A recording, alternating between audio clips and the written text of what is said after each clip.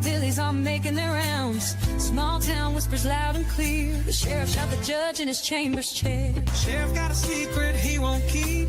Judge shot dead in his disbelief. A lot of people have some stories to tell. Dark pass away, get the sound of a shotgun shell. All the secrets spill on down. Voices loud in this old town. From the courthouse to the ground. Rumors fly and they can't be bound. Neighbors hide behind their blinds. Whisper tales of troubled minds. Skeletons covering the mountainside. A treacherous reality in the pine. Winter reveals the hidden lies. Moonlight couldn't mask the cries. Shadows caught in sunlit skies. There's no cover, no disguise. All the secrets spill on down. Voices loud in this old town. From the courthouse to the ground. Rumors fly and they can't be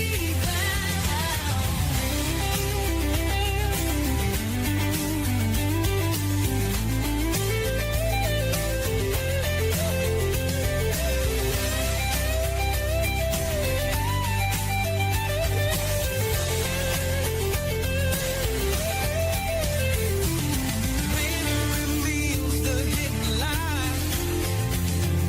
Moonlight could mask their cries. Shadows caught in sunlit skies. There's no cover, no disguise. All the secrets spill on down. Voices loud in this old town.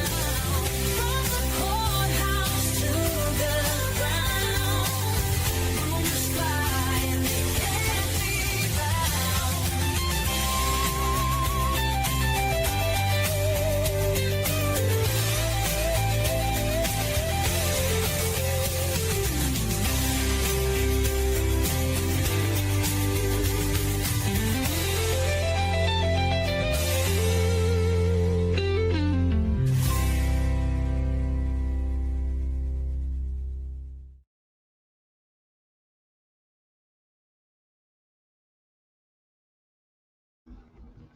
Good evening, everybody. Hey, y'all.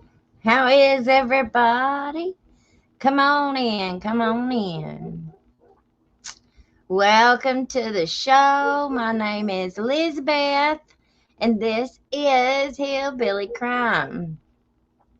How is everybody? My dog's out there going absolutely crazy, so I'm sorry. We got some barking in the background. Hopefully she'll stay away from the house doing that. Oh, my eyes are itchy. Let's see. Elizabeth, have y'all thought of actually contacting JDV? Who's the JDV? Justice something? I'd be emailing him every day till they got someone in there to clean that crap up and make those accountable. I don't think it would do any good. I swear I don't. I know that I have been sending emails, and not so much the last several years because I just gave up and I moved on. There was no room for my voice in this community, period. Not when it come to that kind of stuff. The experts, you know, people like the preacher man, because he was such a recovery expert, you know. And Van Breeding, Tim Robinson, Matt Brown. Those were the voices that mattered. Those were the voices that were heard. Those were the partners that everybody wanted to be partnered up with. We got a couple things. Let me see. We're going to listen to Ben Fields' interview. But I wanted to show y'all something here. We got this. This is the IRS records for the Preacher Man's Michael Clark Ministries. Now, one of the things that makes becoming a preacher so attractive is it is a tax exempt. You can start your own church. You can start your own ministry and sign it up as a 501c3 nonprofit, and it's a tax exempt status for everything, pretty much everything that you file under that. It's very similar. Our school does it, like with meals. Whenever our boys go on a ball game, an away ball game, we will stop at a restaurant on the way back, like McDonald's or Wendy's or something, and they take the kids out to eat. Well, whenever they pay for it, they, pay for the whole team's meal, they ask if they can do a tax exempt for them, and they always say yes. And so whenever they buy their meals, they don't have to pay any tax on that. Well, churches don't have to do that either. If they're buying something and they say that they're buying it for their nonprofit, they don't have to pay the tax on stuff either. They can get tax exempt stuff like that. Now we've got several years here, but I just wanted to show you. You know how much old Clarky Poo has been going around the whole state and beyond. I mean, they said he had preached in 10 states in 2019 for his pardon. Well, they're always taking up donations. If you're a church and you go, how many times did he have church up there at Cane Kitchen and pass that offering plate every Sunday morning? Huh?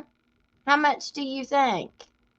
Well, they take in all that money. Where do you think that money goes when they take up a big offering like that at a church that's just put together? Clarky Boy he didn't have a church that where the whole church voted him as their preacher. Now, the place that he's at now, I think, did that. And if the church didn't do it, I was told it was because of Paul Thomas's mommy that goes to that church. And because that relationship, Paul Thomas was one of the boys that ran around Cumberland, back in the day. And I think he passed away from an overdose many years ago. But he was really good friends with Michael and that clique that he ran around with. And so I was told that's how Clarky Boy got his position up there at that church, is through that connection. But here's revenue 2018, it says he took in 5,000 and let's see if we can go down here and look at it this way. All right, let's go down to we'll do them in chronological order. So here's 2018 revenue. So expenses, it says, let's view the filing. We'll view it like this. There we go. Now you guys can see it better. So this is 2018. And it says contributions, gifts, grants, and similar amounts received. $5,355. total revenue. Professional fees and other payments to independent contractors, 1125. Other expenses, $3,830. Total expenses, $4,955. Excess or deficit for the year, he's saying he went in the hole, $400 for the first year of 2018. Total assets, $400. Net assets, fund balances, $400. Let's look here. Here's a list of officers, directors, trustees, and key employees. Back then, in 2018, Michael Clark was the president. Average hours per week devoted to the position, 10 hours. Dave Hammond, now that's his big buddy Dave, and I'm assuming that that is the same fella that was at this very last event that he just had, the overdose awareness event that he said everybody was following him to. You know, the one that he invited the public to, and then whenever people showed up that he didn't expect to show up, he's calling them stalkers. I mean, you just can't make it up. But he was talking to his buddy Dave off to the side that day. And the story that he tells about the night that he got saved, the very night that he started his preacher journey, old Dave, I think, is the one who took him. So he has managed to, he appears to have managed, if it's the same Dave, then he appears to have managed to have stayed close to at least him. Matilda Everman, secretary. I have no idea who Matilda is. Christopher Hogue. I know that name. Chris Hogue. Well, I ain't heard it in a long time, but I know that name. Director. I'm kind of surprised to even see it associated with Michael Clark, but maybe I shouldn't be. I should not be. Okay, so let's click out of this one and we'll go to 2018. Let's go back. All right, and now 2019, we'll view the filing. Michael Clark. This one, contributions, gifts, $6,000 to the zero. That's kind of okay. 6,000. Total revenue. Professional fees and other payments to independent contractors, $490. Other expenses, $4,283.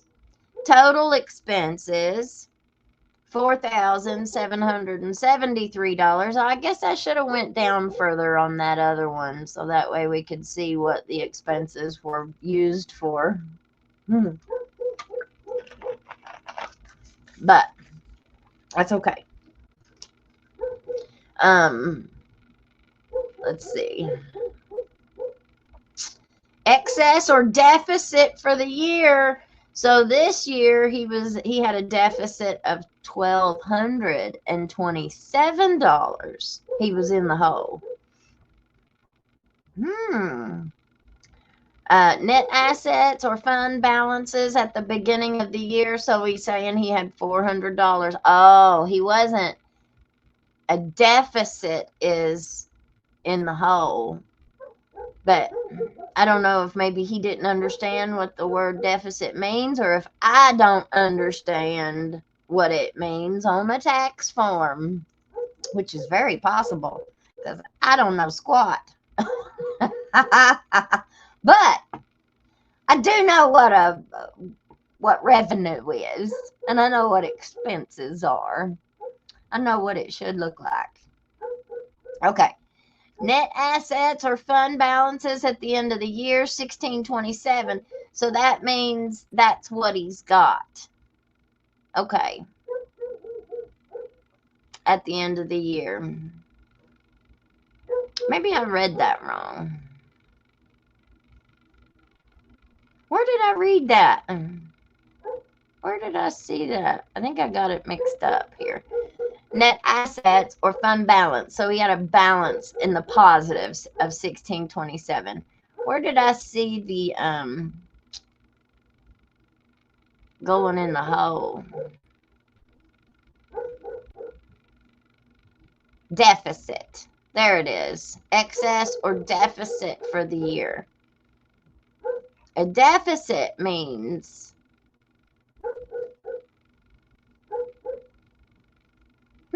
excess or deficit. What's that mean, guys? Can anybody tell me? So they're asking if you've got more than you should have, or if you have less than what you should have.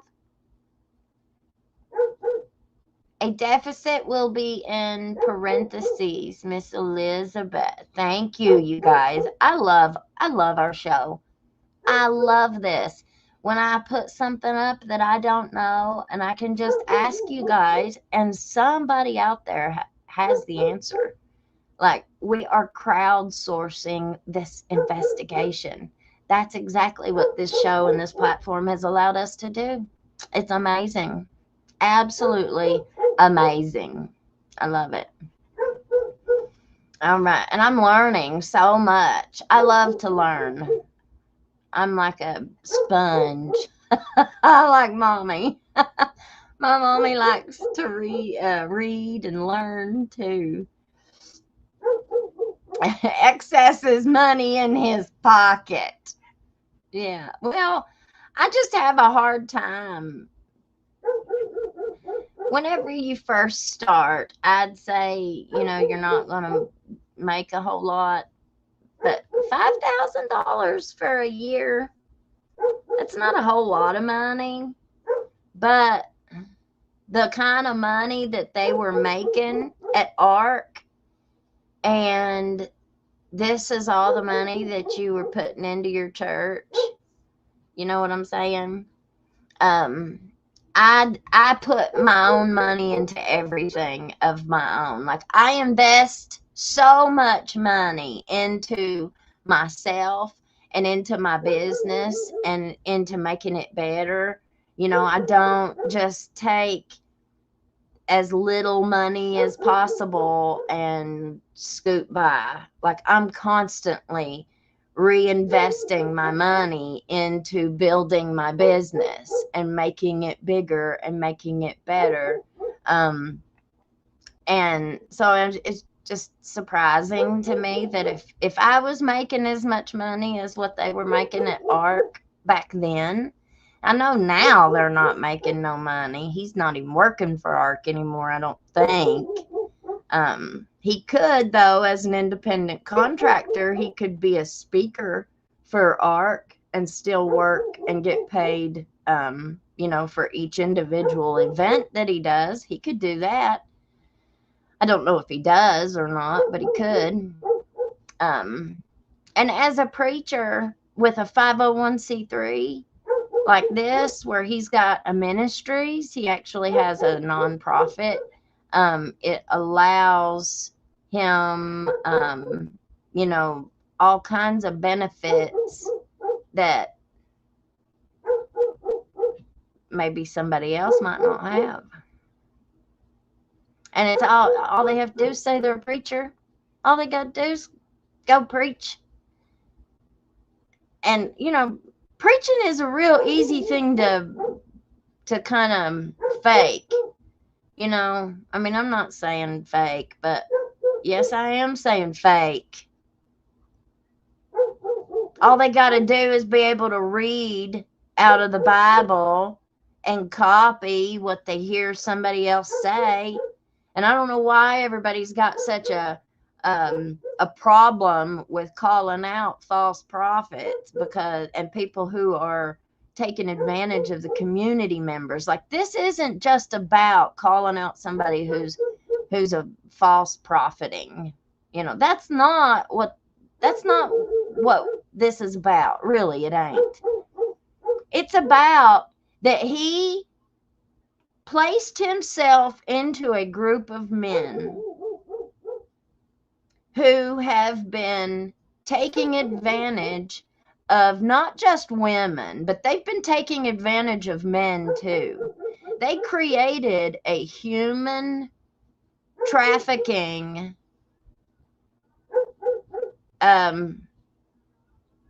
scheme, I guess, is the only, it's not the only thing, but it's something that we can call it. It's not just like drug trafficking. There's all kinds of different kinds of trafficking. They can traffic human beings. Now, a lot of times we hear that associated with like people coming across the border or something, that they're trafficking people across the border, illegal aliens. Well, human trafficking can also be in other ways too. So if you have all these entities, supply and demand, and you got to remember, ARC was a for-profit company. Now, if you want to contrast that with MCHC and Van Breeding, that's a nonprofit. But you've got Van Breeding bringing home $2 million a year, 3 times any of the other doctors that work there. All the other doctors, I think the second highest was only $600,000 a year. And these are just doctors. The reason why it said that he made so much was because they get paid like incentives, or it didn't say what they got paid percentage of, but they get a percentage of something, like a commission on top of what they make. But I don't know if that commission is on top of that $2 million or before. I guess it's probably on top of. I don't know.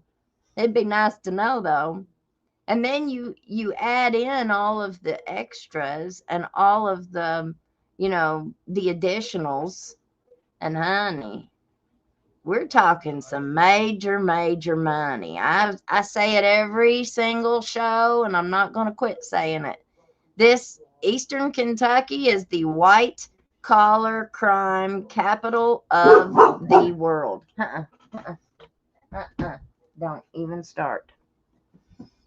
Now here's one, or it says he must have hired a tax preparer. Stop. For 2019. Says 2020. Michael Clark, president. Johnny White, CPA. Wallen, Puckett, and Anderson, PSC. Firm's name. Is that an attorney? Is that a lawyer firm? Or is that a CPA, like a tax firm or something? Are they called firms? Tax people? Are they called a firm, like a lawyer firm? Attorneys? I remember when Van started practicing medicine. I remember like in 2008, I want to say, I got really, really sick, and I had strep throat, I guess. And yeah, it was strep. And I had waited so long with strep. And like strep will kill you if you don't get it treated. And I was so sick, and I was in so much pain. And I had just let it go and let it go and let it go. And like 3 o'clock in the morning, I got up and went in and woke my mom up. And I was like, I think I need to go to the hospital. I couldn't hardly talk. It was bad. And so I went to the hospital and they immediately admitted me. And I was there for a week. My throat had almost closed together. It was really like, it was dangerous. I was really dangerously bad off. And I needed some, like, I couldn't swallow. It was so bad. And I needed some pain medicine. And lo and behold, my doctor didn't write me any pain medicine. And I was like, begging them for it. And come to find out, my doctor couldn't even write pain medicine. He had been suspended, and it was none other than Van Breeding. He had been suspended from writing narcotics, but they still had him on call at the hospital, at ARH, at the hospital. And so whenever they admitted me, he didn't write me anything. And it took, like, I think I was there maybe 2 days, and I was just in so much pain. I was there a whole week in the hospital, but I think maybe it was the second day I couldn't take it no more. And I went downstairs and I started begging and raising as much cane as I possibly could without no voice. But I was in tears, and I was about this close from falling out on the floor down there in the middle of the hospital, in the front of the hospital, because I was so sick and I desperately needed a doctor who could write medicine that I needed to be treated with. That's not fair. It's not right.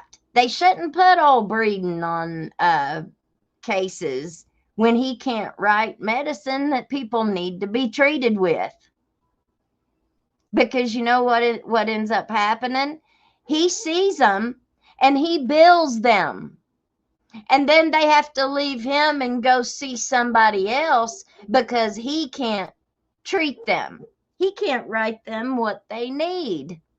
But you better believe he billed them for that visit. Oh, you better believe it. We've had some people come forward about old Doc Breeden, about how many patients he tries to keep. That one of the patterns that he has is that he tries to have so many patients, and he'll just book his days so full of patients that he can't possibly see them all and treat them all. I had a girl tell me just last week, a former co-worker of Mr. Breeding's, or Doc Breeding's, I guess you should say. And she said he would go in, turn around, and come out. So many. I mean, of course, I'm sure he didn't do everybody that way.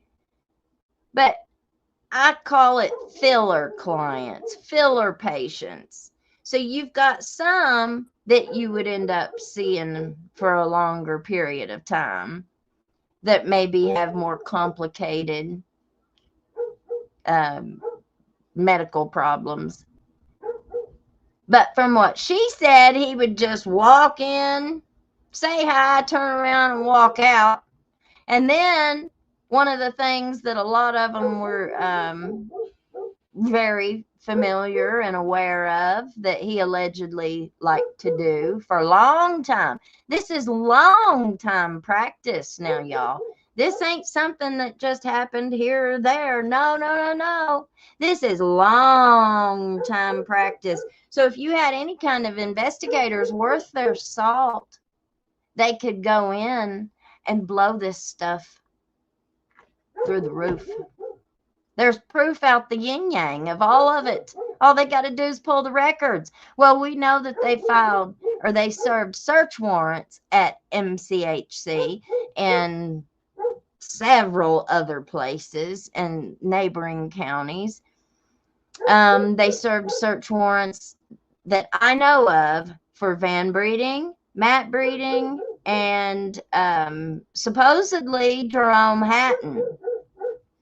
Now, Jerome Hatton used to work, unless he still does, I don't know. I had a hard time keeping them straight because there's Jerome Hatton and there's Jonathan Hatton, who are Jamie Hatton and Angie Hatton's brother and cousin, I think.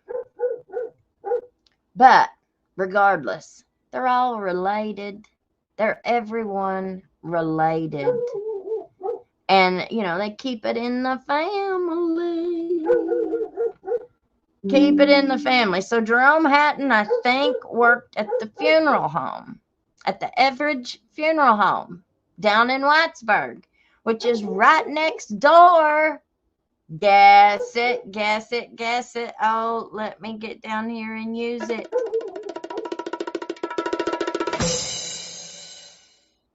Right next door to Jamie Hatton and his prosecutor office, his county attorney office.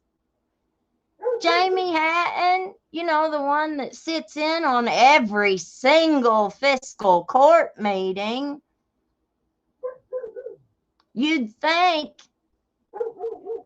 that he would have had at least something to say about Ben Fields' fiasco house arrest scheme as the prosecutor, don't you think? Don't you think? Nope. All right, let's see who's on his board of directors for this year. If it tells. Nope. Supplies. Here we go. Return a supplemental form. So he added a supplemental form. I wonder why. Supplies, $2,556. I wonder what kind of supplies he used. Other expenses, labor, $1,665. Other expenses, bank charges, $62. Department of Treasury, IRS service, e-file. I wonder if he had to fix that for some reason. Facts and circumstances test. I don't know what that is. Well, I didn't see anywhere on here where it tells the board of directors like it did on 2018, unless I passed it up. Let's see.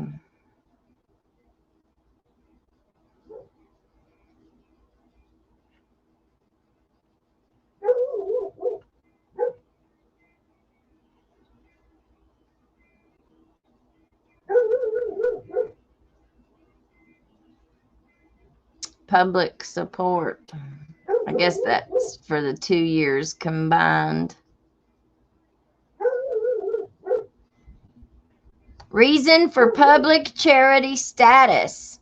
It's an organization that normally receives a substantial part of its support from a governmental unit or from the general public, described in Section 170. So, that's interesting. The top one says a church, convention of churches, or association of church, but he doesn't have his 501c3 status as a church. Do you guys see that? Do you see that? He doesn't have, it says ministries. Wouldn't you think that it would be a church? But he doesn't have the church checked. That's the top one. You see? It says a church, a convention of churches, or association of churches. Why does he not have that one checked? No, the one that he has checked says it's an organization that normally receives a substantial part of its support from a governmental unit or from the general public. I think that's very interesting that he calls it a ministries, Michael Clark Ministries, but he doesn't have it checked as a church. He has it checked as, hey, I can get money from the government or just from anonymous donors who could come from anybody. I think that is fascinating. I think that is fascinating that his 501c3 nonprofit ministry is not even registered as a church. Wow. So I guess he's saying it's secular.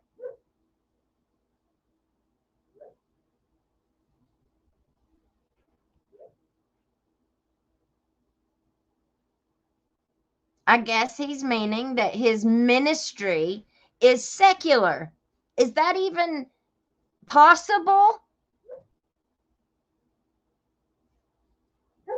Is that even possible? See, you know what? He could actually get money probably through grants because he doesn't have that checked as a church. I bet, and you know as well as I do, when he set this up, he knew what he was doing. That's Tim Robinson, and SOAR is who I'm telling you guys. SOAR was Hal Rogers' baby that they turned in, they weaponized it to take every penny of federal funding they could get into this area. But where's it at? Has any of it went to better the people of this area, or has it went to fund so many salaries for certain small group of people? That just, I don't know why. Like, do you see why I couldn't be a lawyer? There's no way I could get in a courtroom. I would end up in jail for contempt of court every time I turned around.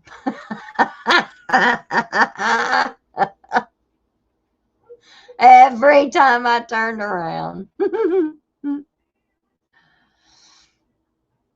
Okay, now here it is. It says complete this table of the organization's 5 highest compensated employees, but he had none. So none. He must have learned. He got him some experience from the year before. Total program service expenses. I mean, well, what did he spend it on? I'd like to know what he spent it on.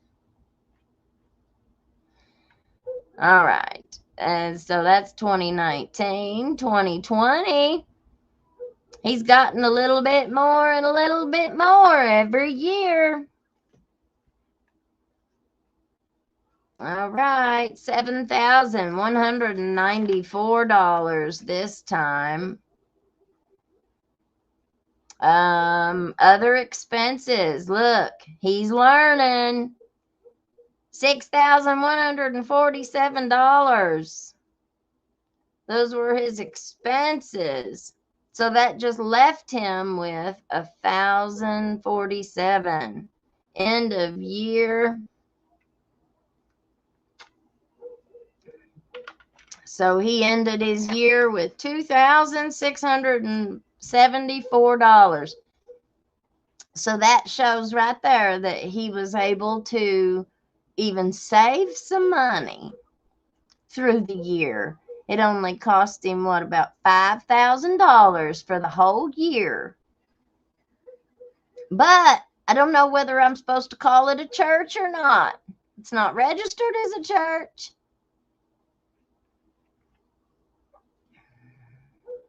Let's see. Now he's got him some people back. Same people. Michael Clark, Dave Hammond, Matilda Everman. Y'all Google Matilda Everman. Who is she? Let's find out. Google Christopher Hogue. Let's find out who Chris Hogue is. I know who it is, but Google for me, please. He's got $10 back, or 10 hours a week back in there for 2020. And remember, that was the year of COVID. We've managed to keep his CPA. He's still an organization that gets most of their money from a governmental unit or from the general public.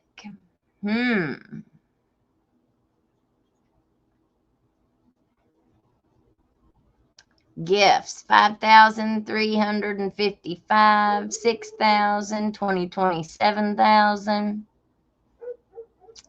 All right.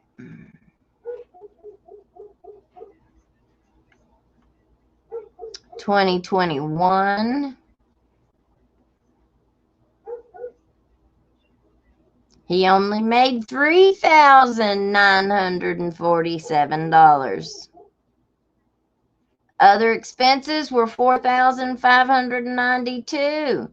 So there's the deficit, excess or deficit for the year, negative 985. Okay, now that explained to me about that excess or deficit. If it's an excess, it would be in the positive. If it's a deficit, it would have the negative.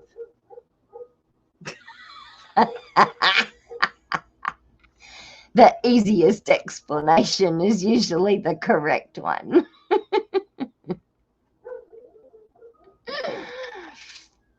And he left it with $2,674 at the end of the year. So again, it only cost him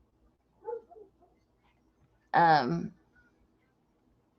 $5,000. And then he's got the same people in there. All right, 2022.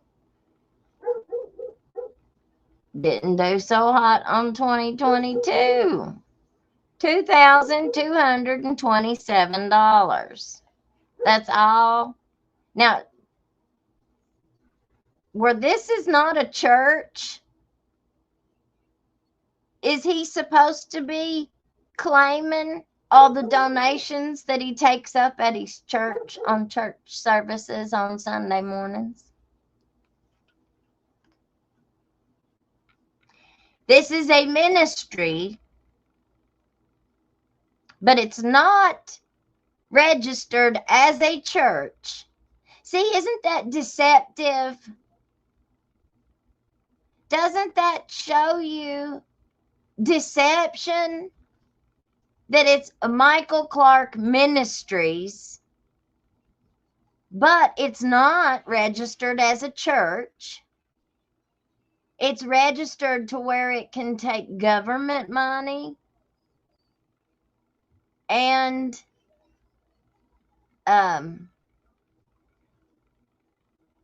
public money. But is he not supposed to count the donations that he takes up on Sunday morning through the offering plates?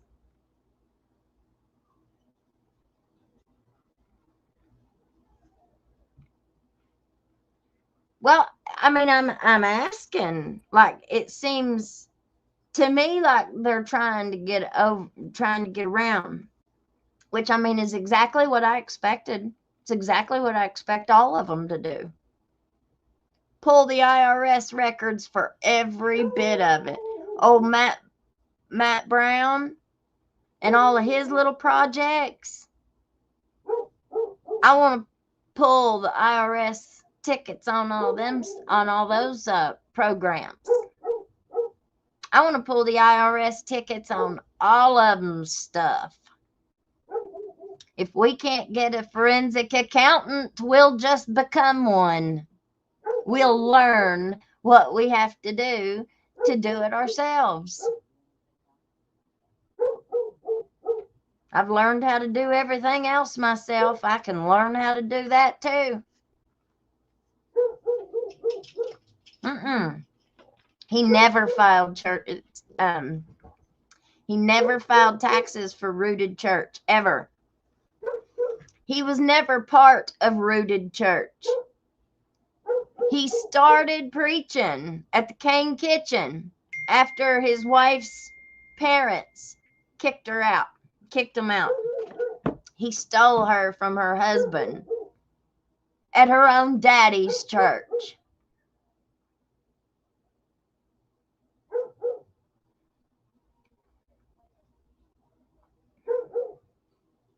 That a church is one building or church name. A ministry covers his ministry.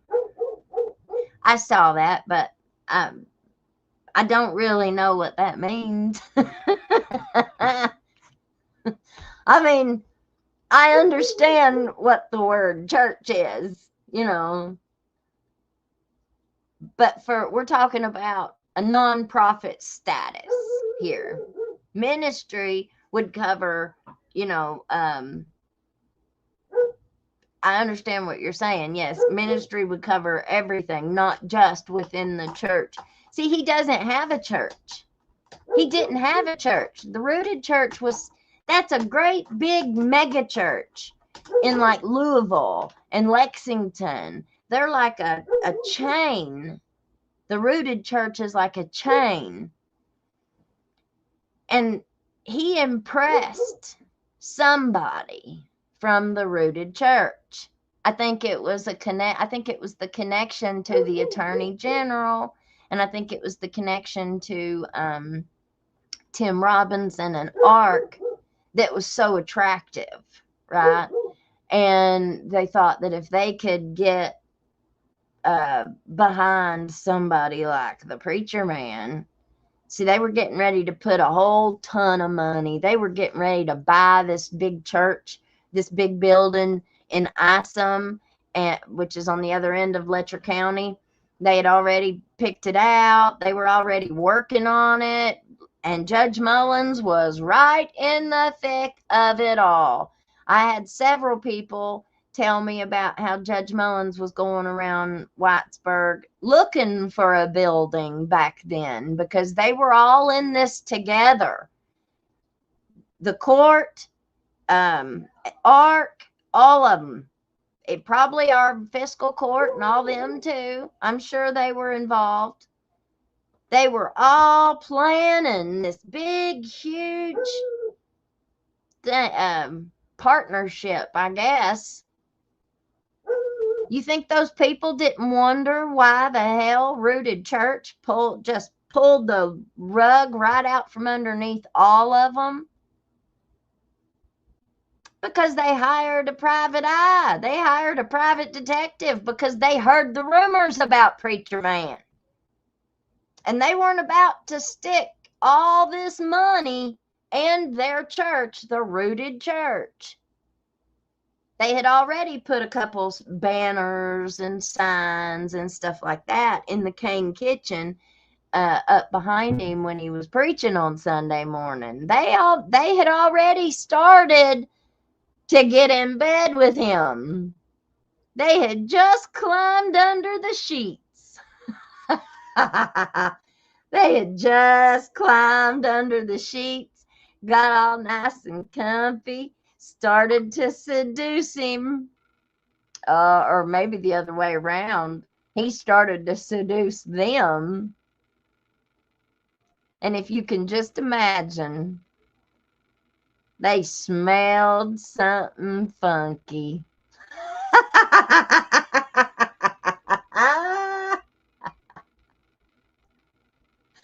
They smelled a rat, baby.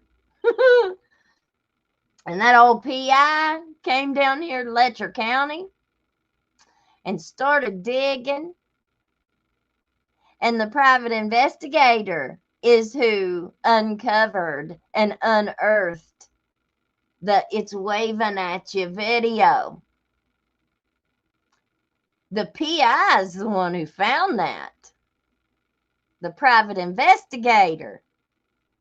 Well, that private investigator goes back to the rooted church and says, yep, you got a sleaze bag, here you go. Do you think for a second that they ran? No, they didn't. They had already built a relationship with this man. They were already under his spell. They were already willing to forgive him and, but smarter heads prevailed, I should say. I guess they thought about it, and they couldn't put their backing behind him as a preacher. And so after all this planning and all this talk that they were doing, all this, then they had to slowly, or I don't know how slow, but they had to carefully get back out of bed. They carefully, I wonder if they waited for him to fall asleep before they rolled out of bed. I bet they hit the floor and scattered across the carpet. I could say a whole bunch of other stuff, but I'm going to try and be good. I'm going to try and be good. Okay, Michael Clark, Dave Hammond, Matilda Everman, Christopher Hogue. I think Christopher Hogue, unless I could have him mixed up with somebody else, but I'm pretty sure he's from Cumberland. Pretty sure. All right, the next one. 2023 is even worse. Where'd all this money go? And he's obviously not counting the money that he gets in donations for the church. You think Michael Clark Ministries is making more money than this? Where's all them donations going on Sunday mornings? All them tithes? Do you not have anybody that tithes to Michael Clark Ministries?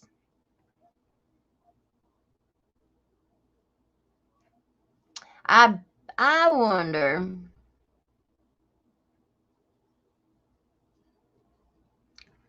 I bet all that's on his personal W-2 taxes. Maybe. I don't know. Heck, I don't know. All right, 2023. Contributions. He only got $766 in 2023. Do you believe that? That's an awful low number for 2023. This was when they were sending rehab people left and right. And he was working for ARC at that time. $766 is all that you brought in the whole year for Michael Clark Ministries? I don't believe that. I mean, we can get on Facebook and you can go back and look. You can look at the dates. I just don't know if I believe that. Don't know. Salaries or other compensation and employee benefits. $1,500. But yet you only, your revenue is $766. Where does the salary, other compensation? I guess somebody paid him $1,500. Other expenses, $4. Other expenses, $4. What would you put $4 in expenses on?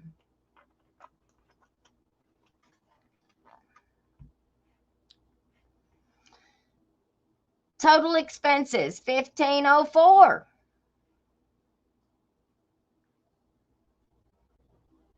So salaries, other compensation, but it's expenses. So he's saying he paid somebody $1,500.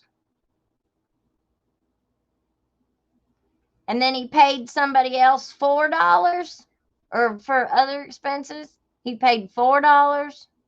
So he paid $1,504. Excess or deficit for the year, $738. End of the year, $1,284 is supposedly in his bank account. Net assets and fund balances at the end of the year is $546 is at the end of the year. Oh, $1,284 was what he started with, maybe. I'm confused, man. Michael Clark, Dave Hammond, Matilda Everman, Chris Hogue. So is Matilda as the secretary? Is she the one responsible for putting this together? Or would it be Michael Clark? The organization's books are in care of Michael Clark. Okay, there it says it.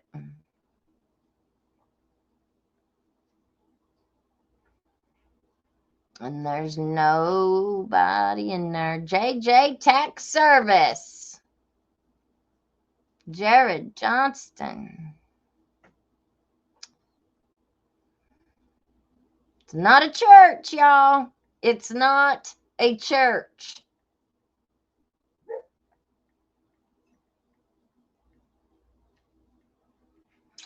All right.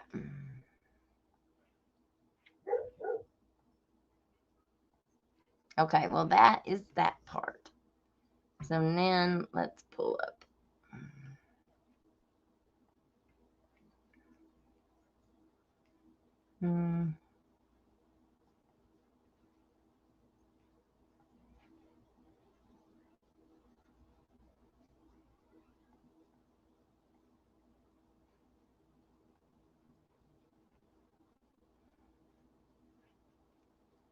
I guess I'll have to pull it out of here.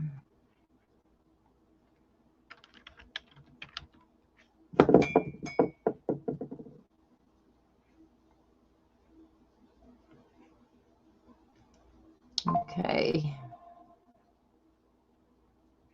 Maybe it's this one.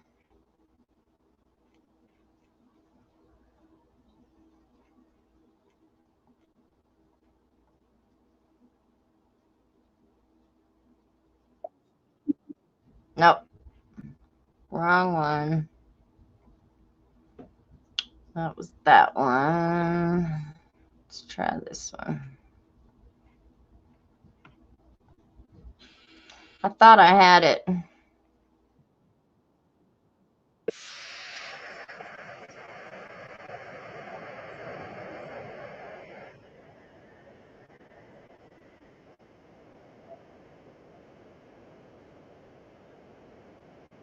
There we go.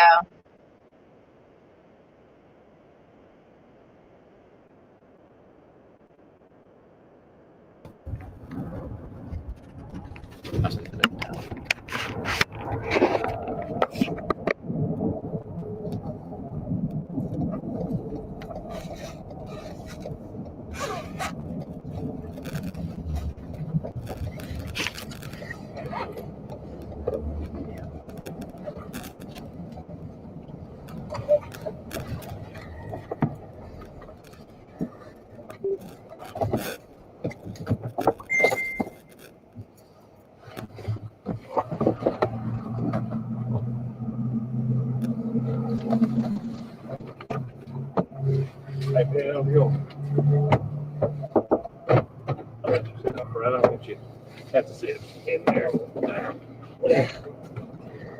Doing all right, buddy? Make it. Yeah, that's about as good as anybody can do nowadays. Like I said, my name's Matt Easter. That's Shannon Evans. We'll get this over with. I get out of your hair and I get out of here. Okay. Right off the bat, you don't have to talk to me. You're not under arrest, dude. When I leave here, you are not leaving with me unless you tell me you killed somebody. Now, okay, let me stop this real fast. I want you guys to pay really, really close attention to how he talks to Ben.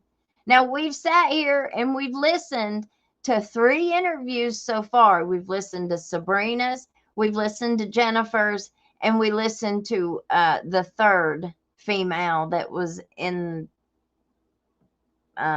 that was brought up in all this.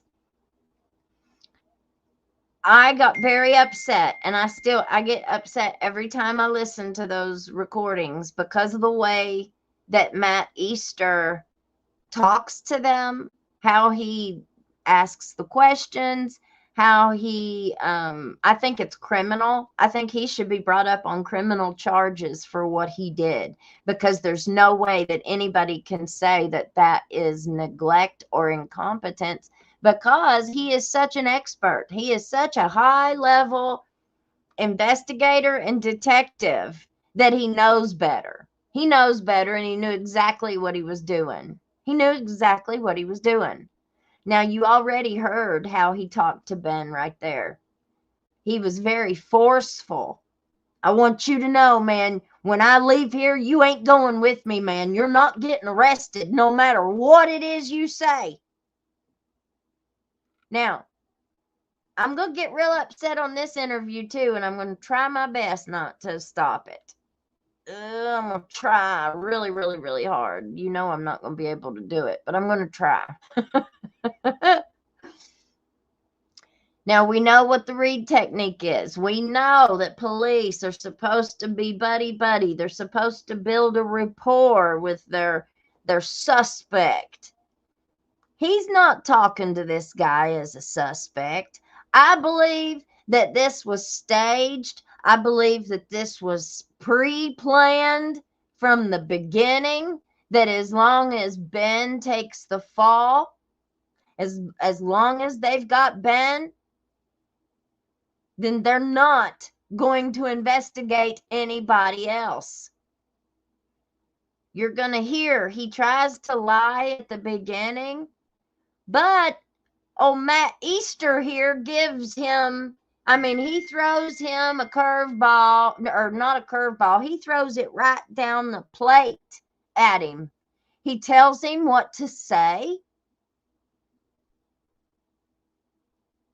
He coaches him through this interview to say, and he coaches him to say things that will be most lenient and be most beneficial to Ben. He sure was not trying to get,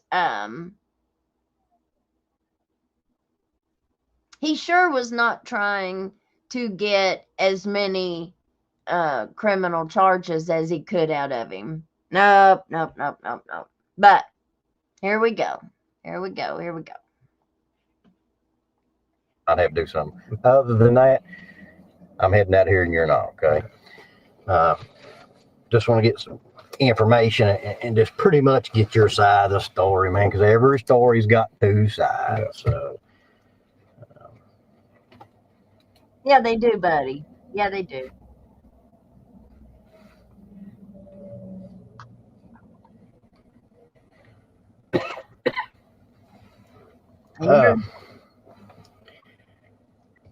of course, obviously we're talking about the incident here at the courthouse. Could you tell me what you do? What was your title? Well, I guess I had 2. I was court security officer for district court, and then I'd done the house arrest as a side job. So as court security, were you a sworn officer? Yes. So would you be considered an officer or deputy? Deputy, I guess, but the training I took was for court security. Who swore you in? Was it through the sheriff's office or the Yes, city? sheriff's office. And you were on the side, you were doing, what was it? The house arrest. House arrest. Who's over you at that? Really nobody. I've got a woman that does the monitoring for me. That lets me know when somebody violates and stuff like that. Who's the woman? Patty Her last name. Stockham. Do you know the company's name? What is it? East Kentucky Correction Services Incorporated, I believe.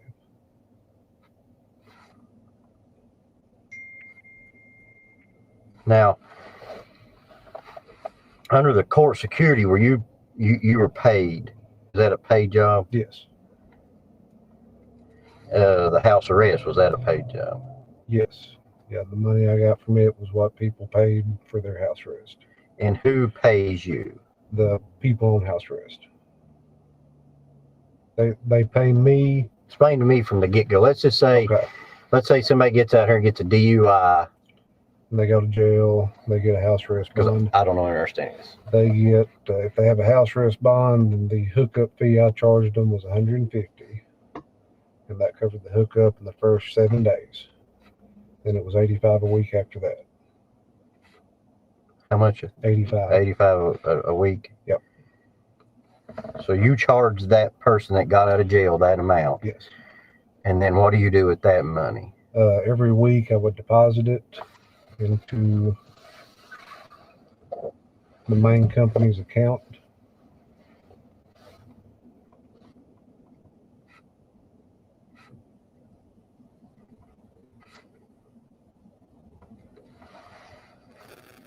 And then what would happen? Once a month they would send me a check back of what my portion was.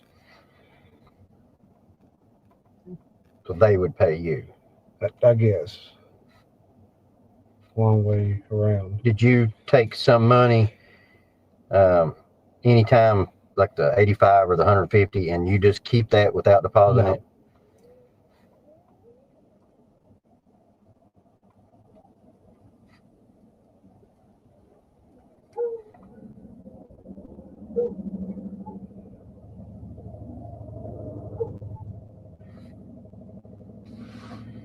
And that's general, that's how you did everybody? Yes. Have you ever made an arrest before out of the security office, or did you answer complaints, or? With the sheriff's office, I would sometimes ride with them in the system. Have you ever arrested anybody have you ever been arrested anybody outside the courthouse? Yes. You have? Yes. Now, he just asked him, have you ever arrested somebody outside the courthouse? Ben Fields didn't have the authority to arrest anybody outside of the courthouse. The only place he was allowed to arrest anybody was inside the courthouse as court bailiff. That's it. He was not allowed to go out, not even as house arrest guy and working for the sheriff's department. He was not allowed to go out to people's homes, arrest them, and take them to jail. He was not allowed to do that. He had to have a police officer that was sworn and licensed to go with him to serve any kind of warrants like that. But do you think that he was brought up on any charges of false arrest, false imprisonment? What is it called? Impersonation of a police officer? Edison Banks sure didn't have any qualms with charging an investigator for a defense attorney with impersonating a police officer. And guess who he charged? He charged the same guy who does house arrest for Pikeville and Letcher County now. The same guy who owns the house arrest system for Pike County and does it for Pike County Jail and does it for Letcher County Jail, who hired Lena Hensley as the person over here to do it. Well, the same guy who owns those businesses, those house arrest businesses, and who has taken over what's her name's place, that guy was once an investigator for a defense attorney. Whenever that big murder happened in Whitesburg, the hog boy, whenever that hog boy was killed down in Whitesburg, well, the word is that old boy went down there to interview Charlie Wright and the rest of them that were down there. Now, I don't know what happened. I'd like, if anybody has any information on that, holler at me. Because I'd like to hear from everybody that was involved. What's your side of that story? From what I heard, it went down there investigating, trying to get video of that night, and Edison Banks charged the investigator with impersonating a police officer.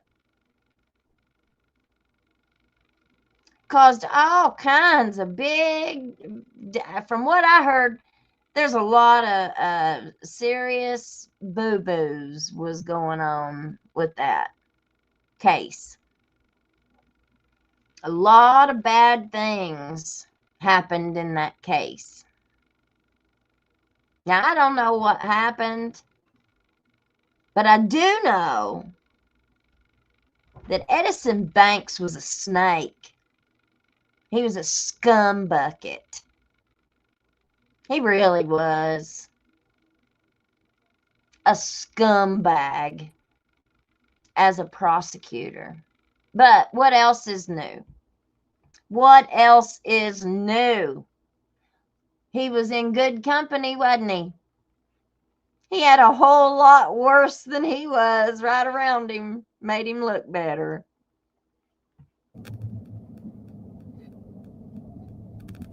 Just trying to get a mind frame of what you do, because I'm not from this area, and everybody does stuff different. Like up here where I'm from, the monitoring, that doesn't happen. It's not run that way. So I'm kind of clueless. So I'm just trying to get a idea.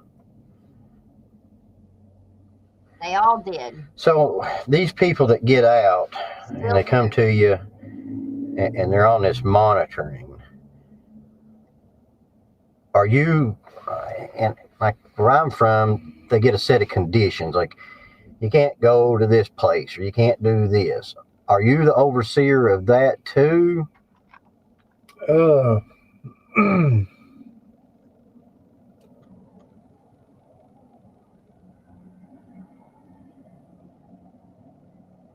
If somebody violated their house arrest, left without permission or anything of that nature, I would be notified, I guess. Through Patty? Yes. But let's say I get out here and I'm on bond and you're monitoring me and I get arrested for DUI. Do you do anything with that, or is that somebody else that does something with that? Yeah, I would terminate their contract. Like if somebody was on house arrest, gets caught with a DUI, like you said, and they go to jail, they wouldn't be administratively released because they would be out on bond already. So usually I would just let the judge know, hey, I'm terminating this guy's contract. He's not going to participate on house arrest. Okay. What happens when you terminate a contract? They just get removed from the house arrest. They just get removed? Yep. What does that do to their bond, though? I mean, I don't... If it's for a situation like you stated, it would just, they'd be jammed in jail, usually on the same bond, a surety with house arrest. So you're saying when you bond. When you break the contract, then and they got caught for whatever reason, I guess, You would notify the judge. What judge is that? It depends Is it on what. district or circuit? Well, it depends on what court they was on house arrest out of. What charge? Okay, difference in charge. Okay. Yeah. So you did circuit and district both? Yes. Okay, so anybody that had house arrest in Letcher County? So now we've notified the judge, and then what happens to the person? That would be up to the court system. Up to the court. You didn't do anything. You didn't go out and arrest them or anything. The only time I would go on arrest is if they actually violated or was currently violating their house arrest, left without permission, and if it showed on their GPS where they was at, then I would try to locate them. You'd go right then and go get them I would, physically. I would then. attempt to. Okay. Yep.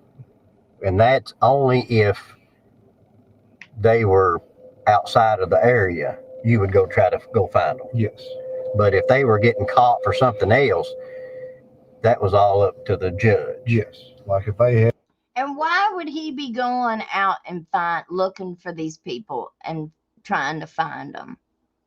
That's not what they do. Anytime they even have warrants, like if somebody fails to appear for a court date and they issue a bench warrant on that person for a failure to appear, they don't go looking for them. They don't go out to their house unless the judge tells somebody to. Like maybe the judge is pissed off because somebody was supposed to be there and they didn't come. The judge could be like, I want you to go get them right now. Now that could happen, but if the judge hasn't specifically ordered that and he just orders a bench warrant for somebody, the sheriff's department is not going out with this warrant. It's not like they pick a day and say, which they should, they used to, some people used to, they should have days where they serve warrants, where they actually go out and pick people up. They didn't do that here. They never did that here. Not that I ever saw. If somebody had a warrant, they just waited until they pulled them over, or they just waited until they saw them and they ran across them. They don't go out looking for them specifically. So, unless it's a special case. Ben didn't have no reason to do that. He didn't have no reason to go out to these women's house or go out and try and hunt them down. He didn't have no business doing that. They used house arrest, the jail, and the rehab as their own personal hunting grounds.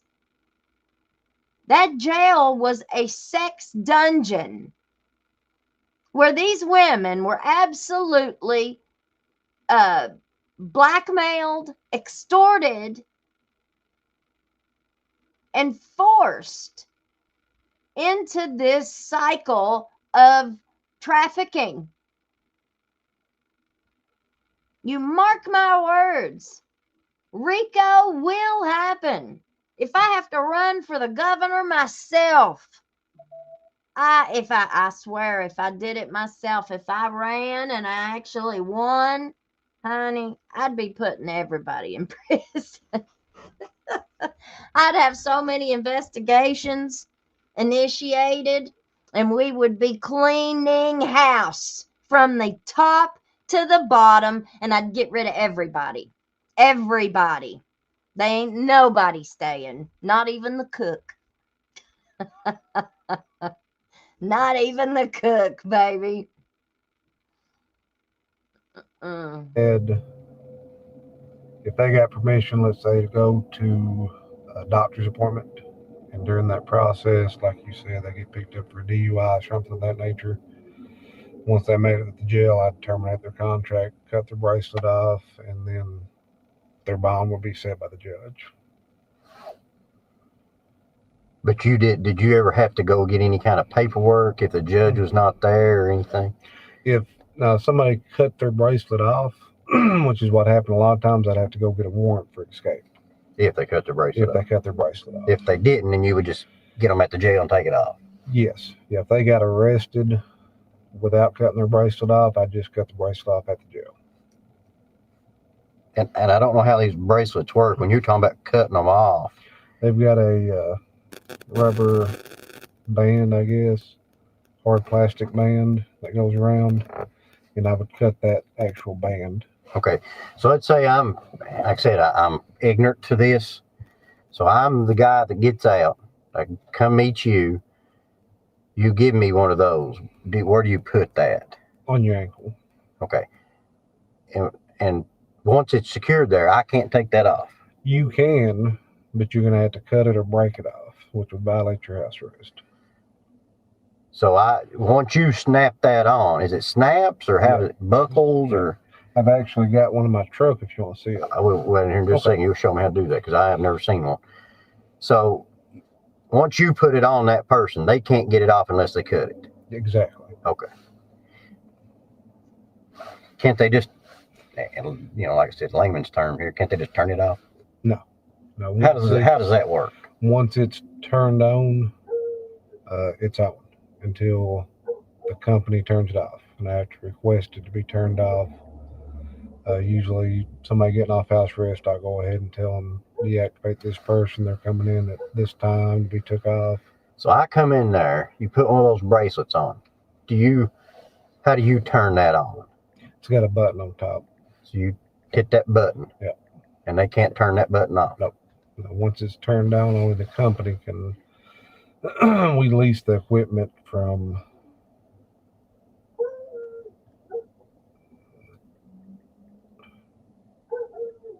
I can spell it. I don't know how to pronounce it. What's that? ATTENTI,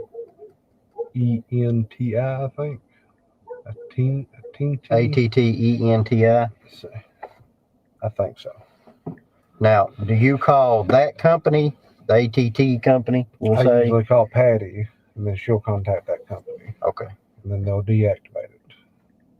Now you said usually. Did you call Patty every time, or was somebody else there? No, that's unless somebody came into the jail while they're on house arrest, then I would cut the bracelet off first. Then we would contact the company and have it deactivated. So you can't deactivate it. I can't, no, So Patty has to do it. through the company that she leases the equipment from. Okay. So now they've got it. If they do everything right, everything's fine. If they get arrested and you find out, then you notify the judge. What if you don't find out? I don't know. Half the people get arrested in my town. Where their GPS, it will show them out of range past a certain time. So like if you was given permission to go to a doctor's appointment at noon today, you get arrested, you go to jail, at whatever time you're supposed to be home, it would automatically say, hey, this person ain't home. Okay, but how if I'm around here and I get arrested and I'm in the jail? You would never know that unless somebody told you. Most often the jail will contact me and say, hey, we got somebody down here with an ankle bracelet on, or whoever the officer is arrested will contact me. Did they, like these people, I know like our people, like they'll say, well, you got to check in with John Doe 2 days a week, or you got to meet this person or that. Do you have anything to do with that? That was me. That was you. They checked in with me on Wednesdays. I would check their bracelet, make sure it was secure and ain't been tampered with, collect their money. Just Wednesdays? Yep. Well, I had some that would come in, let's say they didn't get paid on Wednesday, they got paid on Thursday or Friday. They would come in those days. So Wednesday, Thursday, or Friday? Yep.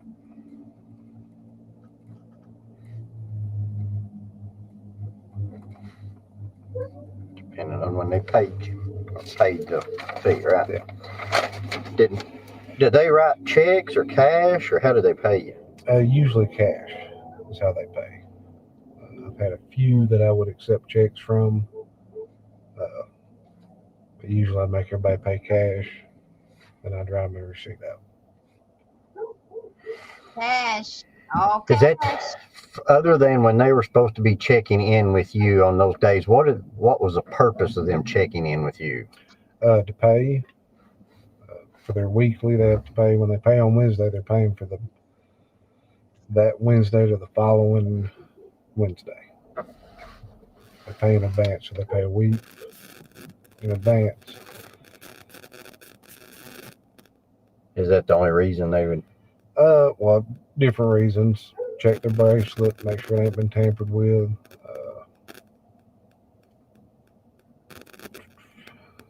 General appearance, make sure they ain't been using any type of drugs. Did you ever drug test them? I've drug tested you. Yeah. Is that part of your job duties to? The ones I've drug tested has been because I can't force them to unless part of their condition of bond says for them to take random drug tests. I would request it from them. You know, hey, would you mind taking a drug test or something of that nature?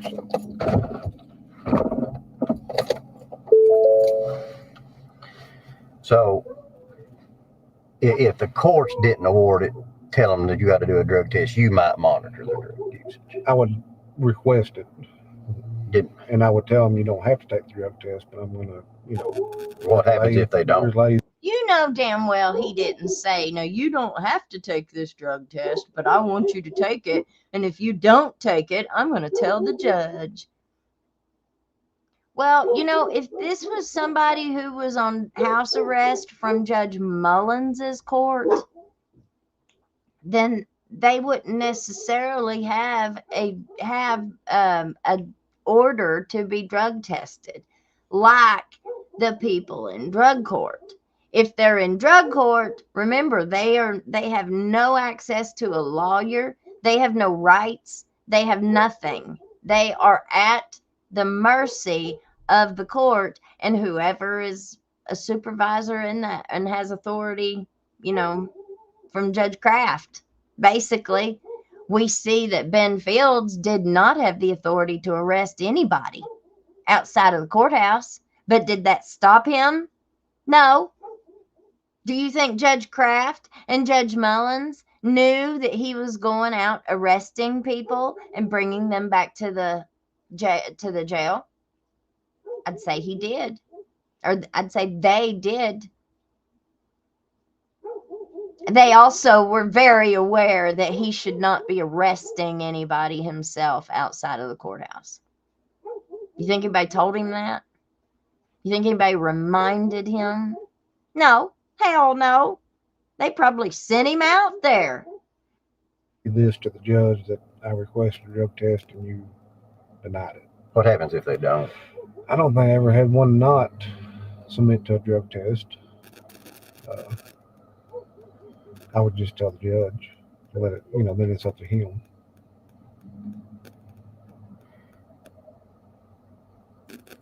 So if the drug test, let's say they took a drug test, where do you send that? Explain that to me. It's the dip test.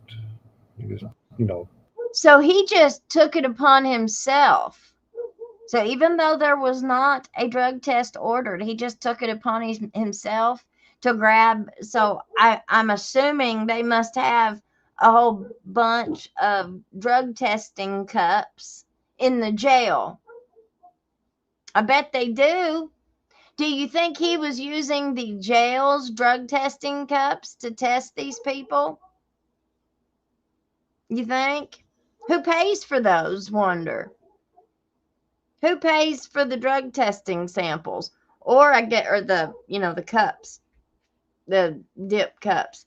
I guess he could have got them from drug court. Do you think that's recorded?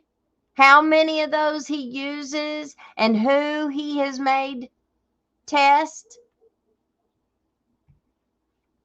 I mean, I just don't know how who the prosecutors who were investigating Ben's case, they didn't. I mean, what did Matt Easter really investigate? He took some statements. He recorded some statements.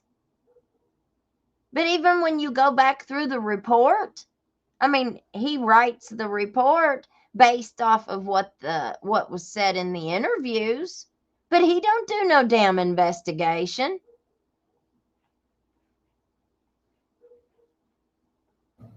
Instant. Peel the label off. Okay, let's say they test positive. What do you do? I'd contact the judge, let them know who it was, what case it is, and what they tested for. Somebody had to pay Did for it. you, on those times that you meet these, is there a certain place you have to meet them, or can you? How's that? The hallway of the courthouse. That first hallway. Is that every time? Yeah. Did you ever meet anybody outside of that? I met them at the jail before, especially during the lockdown with the COVID, because the courthouse was shut down. I met them in the lobby of the jail. So the hallway or the jail? Yeah.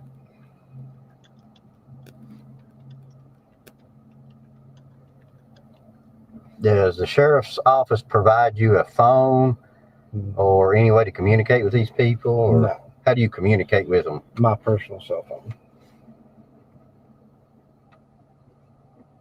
Of course. Any other means of communication? No. I mean, Facebook Messenger, text messages, phone calls, stuff of that nature.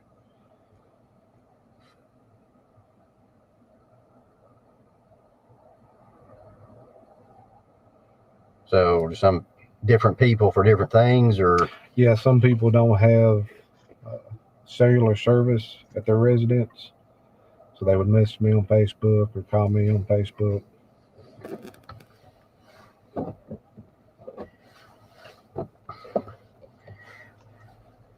How did you become doing the monitoring? I'm gonna say monitoring. How did you get to do that? Well, the person who used to do it is the sheriff.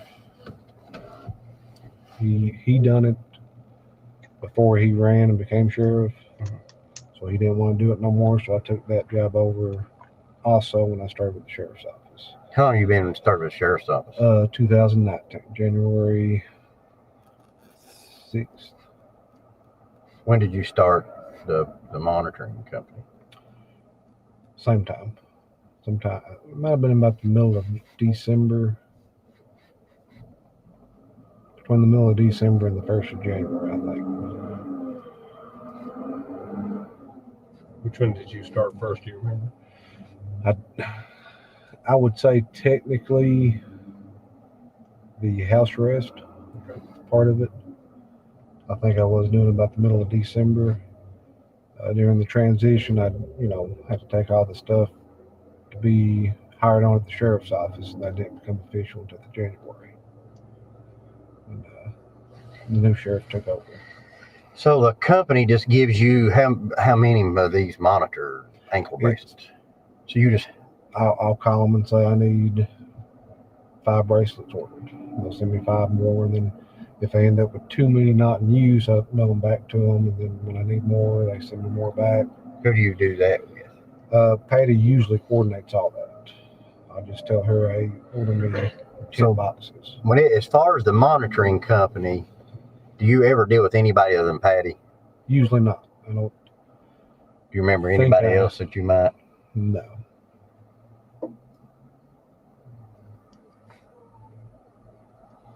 How about the sheriff's office, like the bailiff? I know where I'm from, there's a bailiff bunch, and they actually have like a captain that's over them. Who's over you as a bailiff? I guess it'd just be the sheriff. Sure. Yeah, we just have 2 court security officers at the courthouse. Did you go to any kind of training for Yes. this? Where'd you go? I went to Richmond. Went to academy. Yep, it was a 2-week academy for court security. Did you have about training for the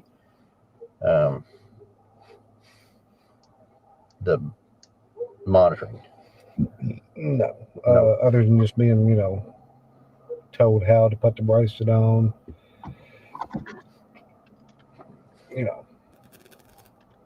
how to activate it, that stuff. Did you ever sign any kind of policy or procedures for the sheriff's office? Yes.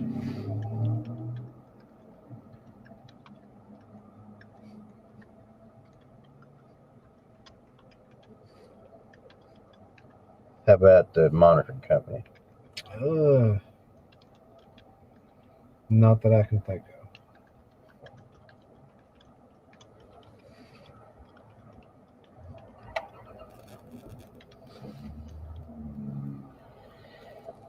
So the only times that you would go get an escape warrant would be if somebody left their designated area. Yes. Cut the band off, left the designated area. Because if I get arrested, that you'll just go to the court, right? Yes. Have you ever got an escape warrant on somebody that may have got arrested instead of going to the judge?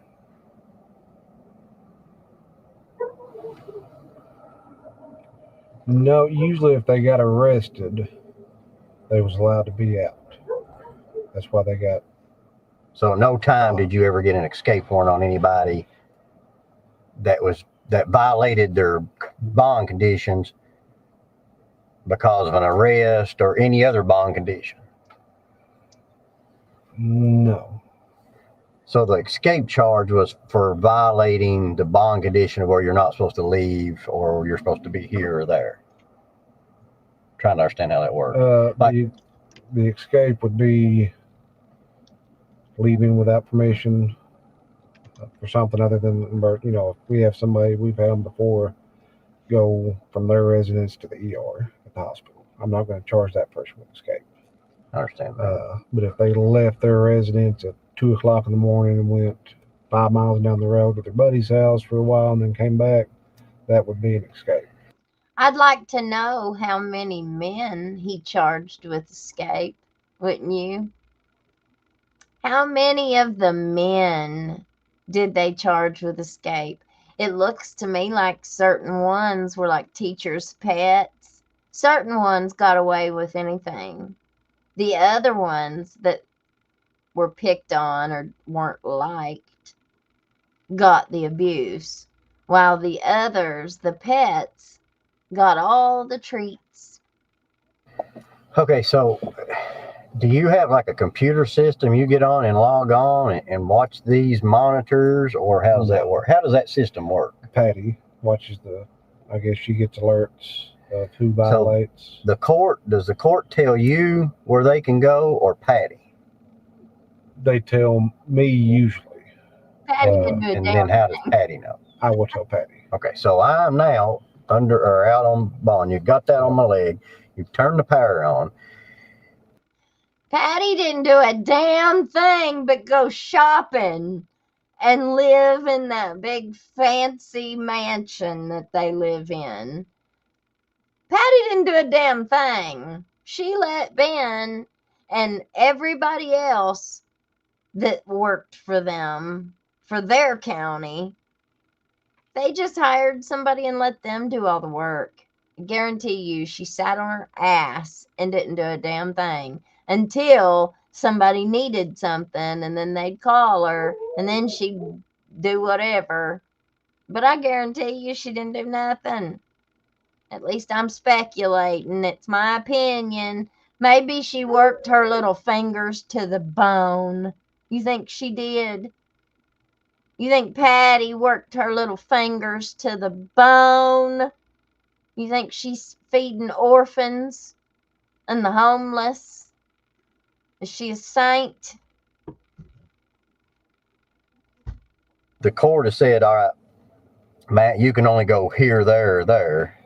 Then they're notified you of that. The court. They call Patty for Who calls Patty? the person on house arrest, participant. Okay. If they have a doctor's appointment, if they have a court date, if they want to meet with their attorney, they call Patty directly.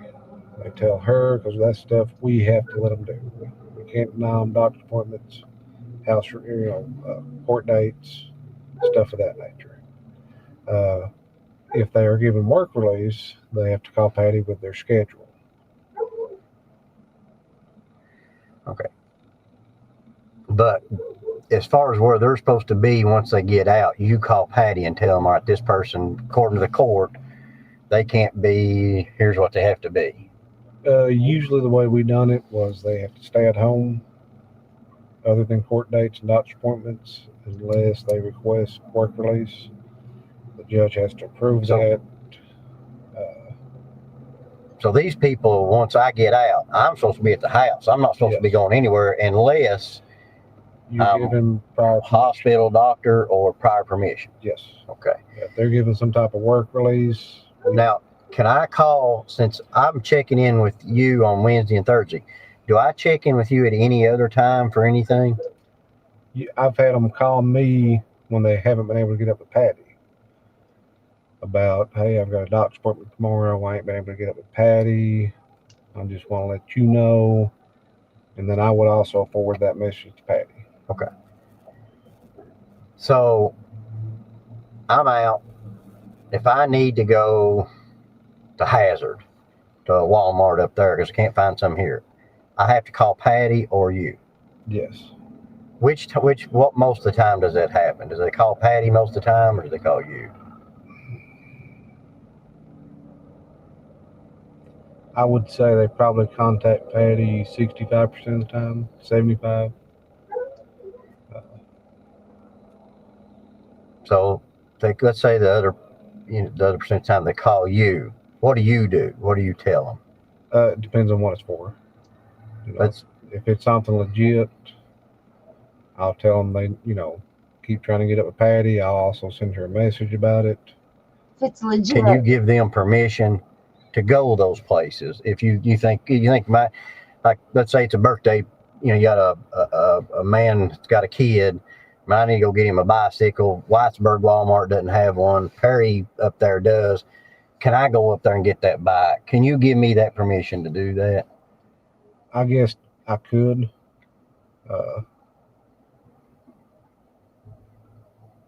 Usually I tell Patty, regardless. And if she says, I don't think we should, then I'll go with her call.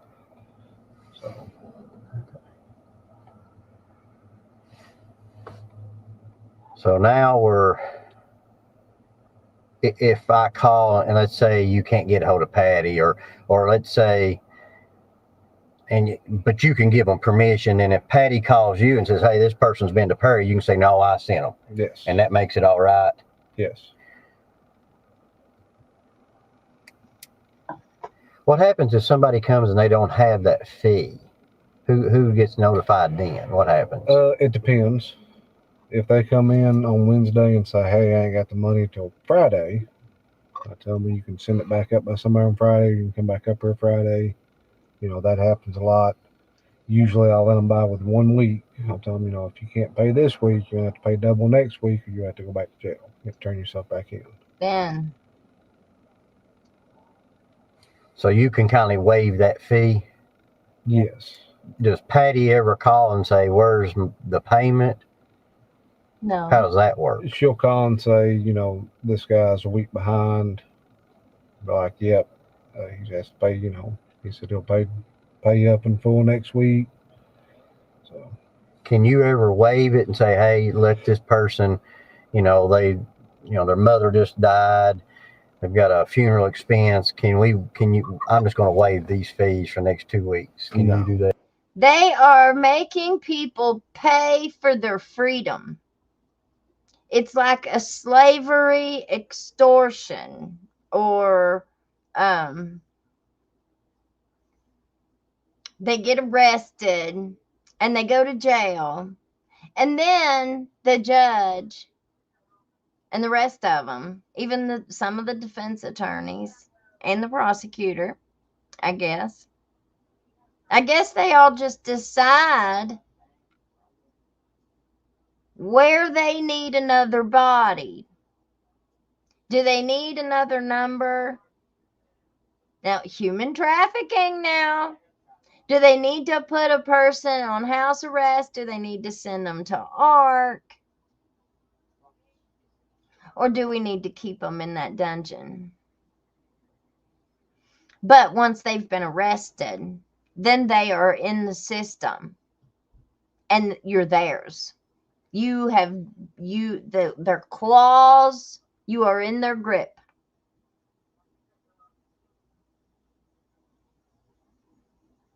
And just depending, and then you're just at risk, because depending on what the circumstances are, you could be their next victim. But you better be paying attention, because it may not just be you. It could be your daughter next. It could be your daughter next. Do you hear me? If you think this ain't so scary, you think this ain't so bad, you think of that little girl in pigtails in there sleeping in her pretty little bed tonight. Because it could be your daughter tomorrow if we don't get these pigs out of these positions. And don't say I didn't warn you.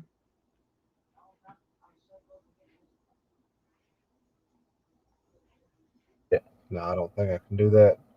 I've been stuck before where I've let somebody not pay 1 week and then the following week they get off house arrest. And I've had to pay it out of my pocket because it has to be paid. They're going to keep messing around until people start fighting back. They're going to keep messing around, putting badges on these criminals.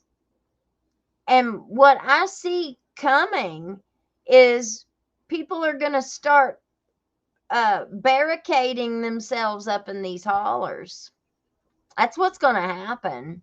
And you're going to have some of these crooks that come to try and take people to jail. It's coming. It's not here yet, but I see it coming. People are not going to continue letting these people kidnap them and their children and take them off to a sex dungeon, where then they're at whoever's mercy. People are not going to continue to do this. You watch and see. You watch and see. People are going to start fighting back, and they're going to start taking their freedom back. You're not going to be kidnapping people's children and take them off to this dungeon. I mean, it's going to stop one way or another, but it's going to either stop the right way. I mean, it's going to get a lot worse before it gets better. This ain't going to happen overnight. It's not going to be pretty. You see what happened to Charlie Kirk. Because he dared speak truth to power. His truth. He spoke his truth to power, no matter who disagreed with it.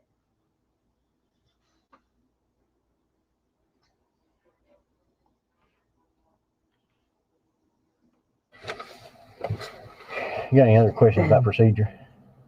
Thank you. All right. I want to try to talk to you here. I want you to listen. Matt, just one thing. You said you made the deposits to the company account, Ben. Yes, Where do you do that at? at the bank, right across the street, Community Trust. Here in Whitesburg? Yeah. Sorry, Matt. So I want you to listen to me really good. Okay. These are two cops here talking. Well, if you count 3, if you count that. So he had 3 people there. So I can understand a lot, man. I've been in your shoes. And 2 things, and I'm a lot older than you, so listen. That's kind of pitiful, but I am. So I've been in your shoes. I know where you've been. I know circumstances you've been in. So I've been there, man. And a lot of times there's a problem and then there's a cover up. And the cover up, it ends up being the problem, not the original problem. We don't want that, because I've done this investigation, and by that I'll give you some stuff, man.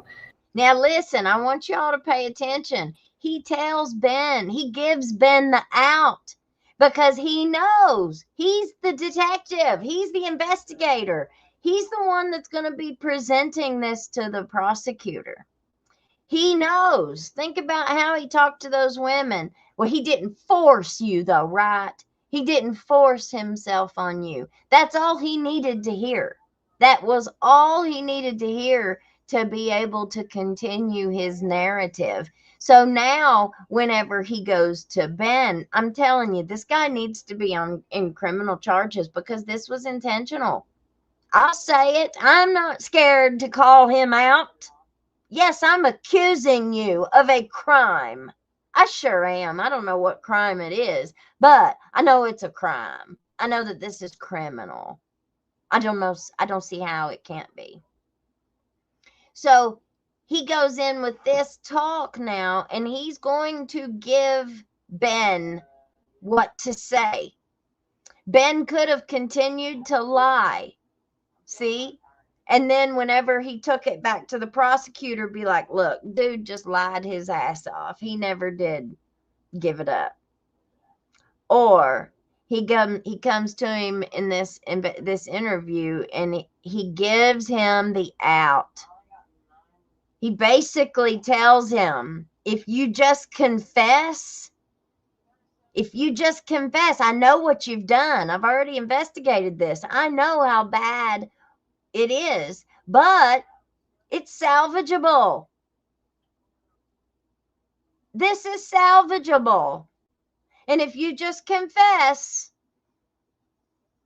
and say what I'm telling you to say, now this is all between the lines, but I picked up on it. I picked up on it before Ben did.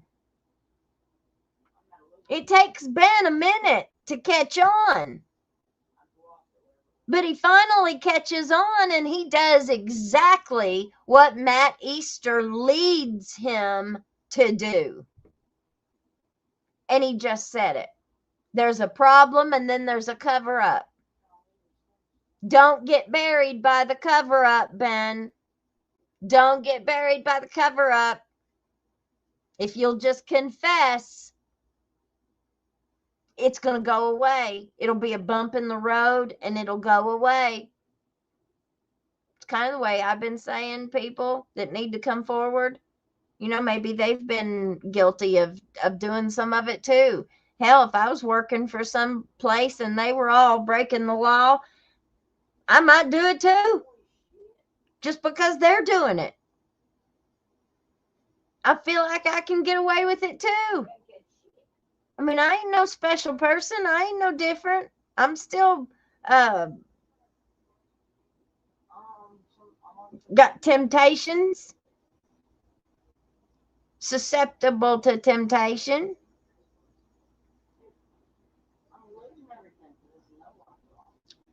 But he gives it all to Ben. And he gives him the way to save himself. And he tells him, I mean, you got to read between the lines a little bit. But I mean, he tells him what to say. I'll just be straight with you. Man, I've pulled Facebook records. I've got search warrants on Facebook. And I've pulled phone calls. I've done all this. So I've got all these messages. I've got it. Okay. I know what's happened. I understand what's happened. That's the key. I want you to really understand that. I get that. I know what's happened, he says. I know what's happened. Now he's going to tell Ben what happened. Now he's going to tell Ben what happened. Since Ben doesn't want to tell him and confess, he's going to tell Ben what happened. So then Ben can repeat it back to him. Being a cop, I know what it's like. You're out late at night, man, you run these roads. I get it. But don't let the cover up be worse than the mistake. Because if you do that, then I can't understand. I can't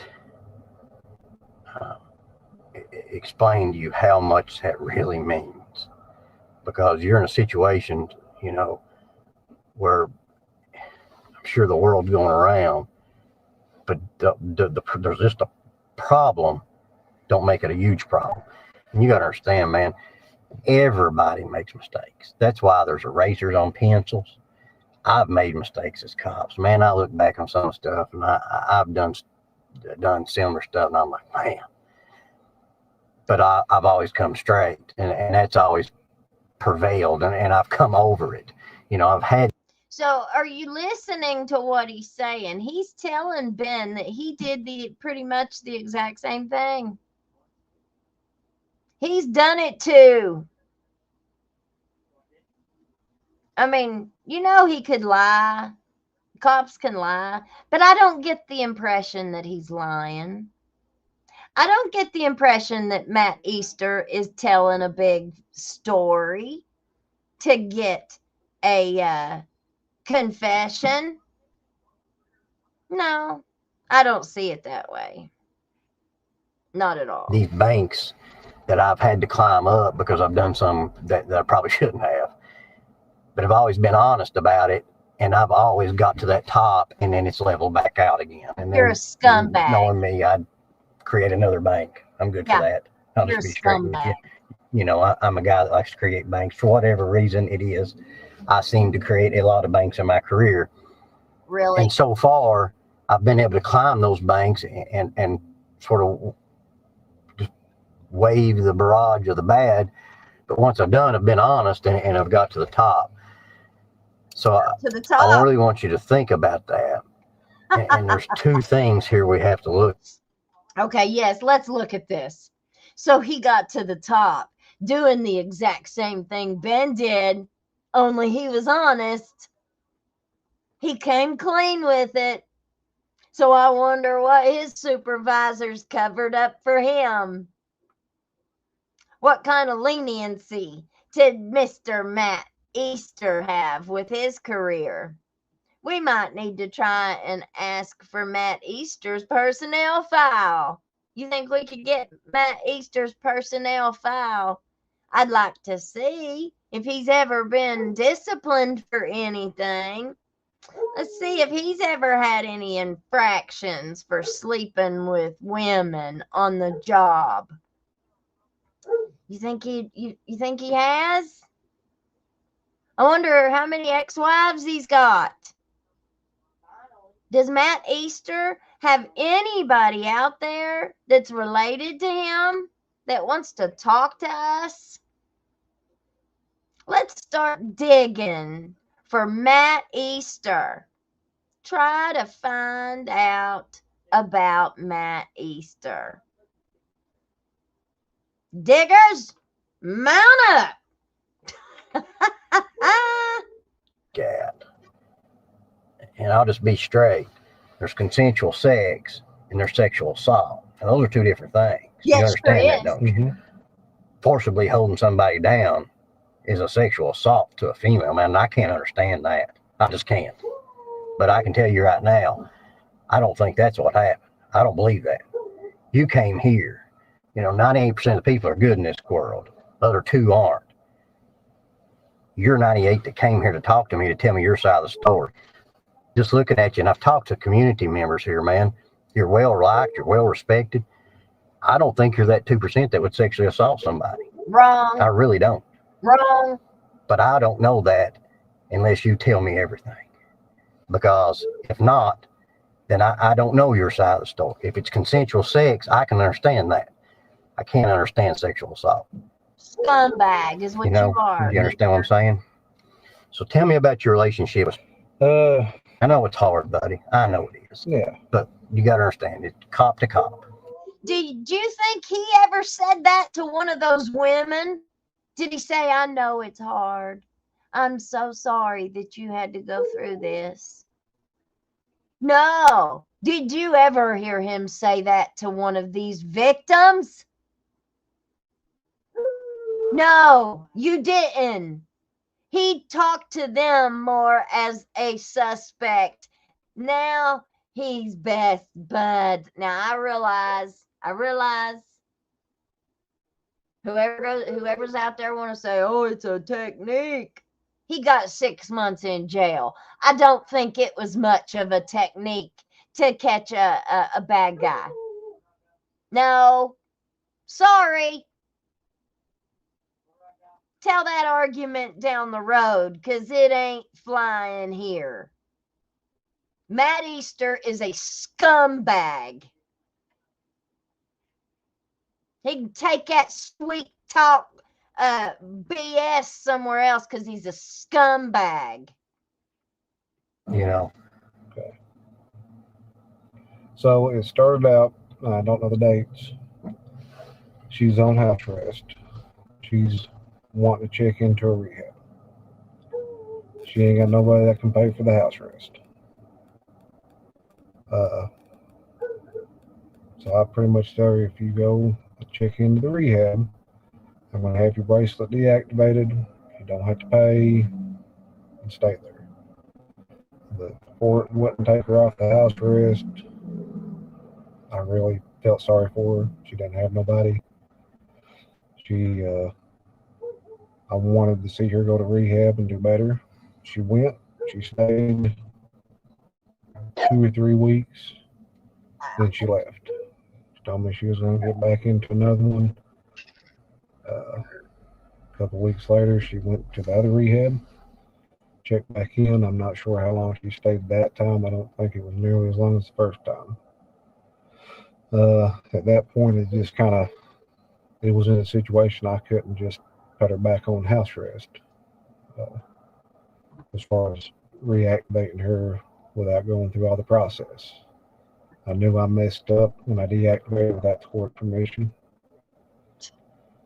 There was a lot of messages, flirting, inappropriate conversations.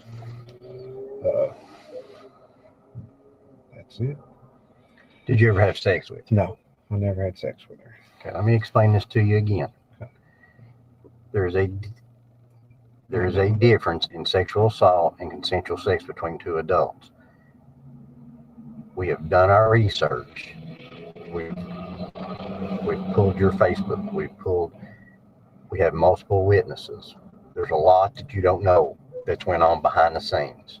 Okay. So let me tell you what my investigation has uncovered. I mean, he gives everything to Ben. Feeds it to him on a silver platter. How is this not tampering with evidence? I mean, how is this not a bad interview? Like, I don't even know what it would be called. I don't even know what you would call this. But I know it doesn't sound right. It infuriates me to no end. And I know it's hard to sit there and say I made a mistake, or it's hard to admit something like that. I know it's hard. Get it. It's been hard for me to admit some stuff that I've done. But unless I have the truth, I have to leave here thinking sexual assault, not consensual sex, because I'm hearing one side of a story, which, let me tell you, on that side of the story, there's a lot of evidence that will show something happened. I don't think you're the guy that would sexually assault somebody. I think you're the guy that was late at night. You had some flirtations going on. It's hard, man. I'm a guy. I'm not foolish. Are you joking me? This man makes me sick. And the fact that our Attorney General's office thought that it was such a great decision and judgment to make him such a top cop in the state of Kentucky to investigate huge, very important cases, life and death cases. And this is your top cop? And I couldn't get a job cleaning toilets. But this is your expert. I really hope Andy Beshear is not going to run for president, because if he gets his hands on our country after what he's done to our state, the people that he has allowed to just rob us financially at every turn. The people that he's allowed to come in here and take advantage of the natives of this area. But nobody gives a damn about the hillbillies of the Appalachian Mountains. Nobody cares about us. Nobody cares about these little girls up in these hollers being sex trafficked, familial trafficked for a cigarette or a half pint of vodka. Nobody cares because they're letting Jim Stevens be the chief of police in Jenkins. They've got what's his name in Whitesburg, who's a never should have been. Never should have been. Made himself chief of police. Made himself a sergeant. Because, heck, Whitesburg didn't have one. So he figured, I'll just make myself a sergeant. Then he just makes himself chief and then fires the former chief or gets rid of him. I mean, this is Super Troopers, y'all. You may as well look at every single, down to Billy Jones. Billy Jones can't even tase somebody. No, he pulls his firearm and shoots them. He ain't got the personality or the demeanor to be able to confront one of his deputies. He doesn't have it in him. I can't see him disciplining not one of his deputies. Nope. Never. Never, never, never. Too soft-spoken. Way, way, way, way too soft-spoken. He's not a confrontational person. You can tell it in his personality, just how he talks. Never in a million years would he, never. I couldn't see it. Nope, nope, nope. Now, you want to prove me wrong? Show me where he's done any kind of disciplinary action with anybody. Because I guarantee you there's been some to do just since he's taken over sheriff. But he hasn't. No, he hires their family members. Two of the deputies, I was told, they hired Borum's daughter. So he's working with his kid. I see him and her ride to work together in the morning sometimes. They're stopping at the dollar store in their cruiser, in the police cruiser, you know, because whoever buys gas and goes shopping in their own vehicle around here when they're a cop, if they've got a cruiser or a city vehicle, I guarantee you they ain't bought gas, and I couldn't tell you how long. Well, I'm on my way home from work, or I'm on my way to work. What's the big deal? What's the big deal is because it's against policy. And when you break one little one over here, it's like the little white lie, right? When you break one little one over here, well, then this guy next to him says, well, you know, we're breaking those rules. We can break this one over here. And they just get more and more and more. And most of them are grandfathered in. You've only got a few that have been to the academy. But I don't even trust the damn academy because I got emails between Jim Stevens, the mayor of Jenkins, and the academy. How they were trying to get one of the former cops here in Jenkins, trying to get around him even having to go to the academy. Because Jim said, number one, he's not smart enough. He don't think that he'll pass the test. And he's got 2 domestic violence charges on his record. Yeah, a cop. So they don't think that he's going to pass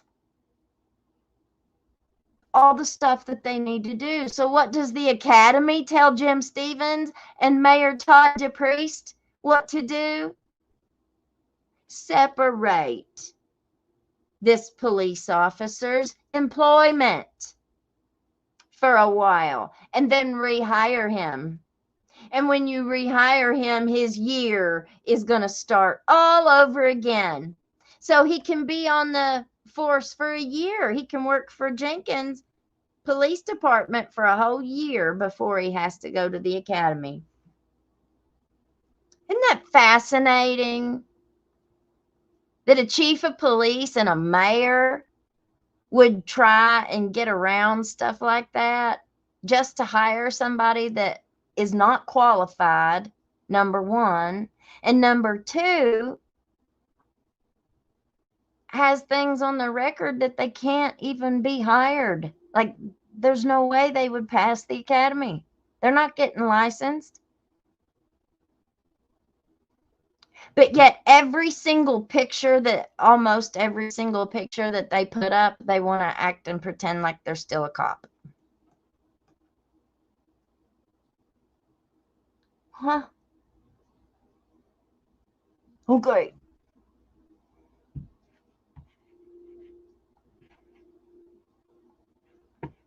Not sitting there judging you. That's what I'm trying to get you to understand. What I'm trying to get you to do is not dig yourself a hole. When consensual sex is something totally different than sexual assault of a girl, man. That's totally different. But, you know, if I'm just hearing one side, well, I've got to have both sides, you know.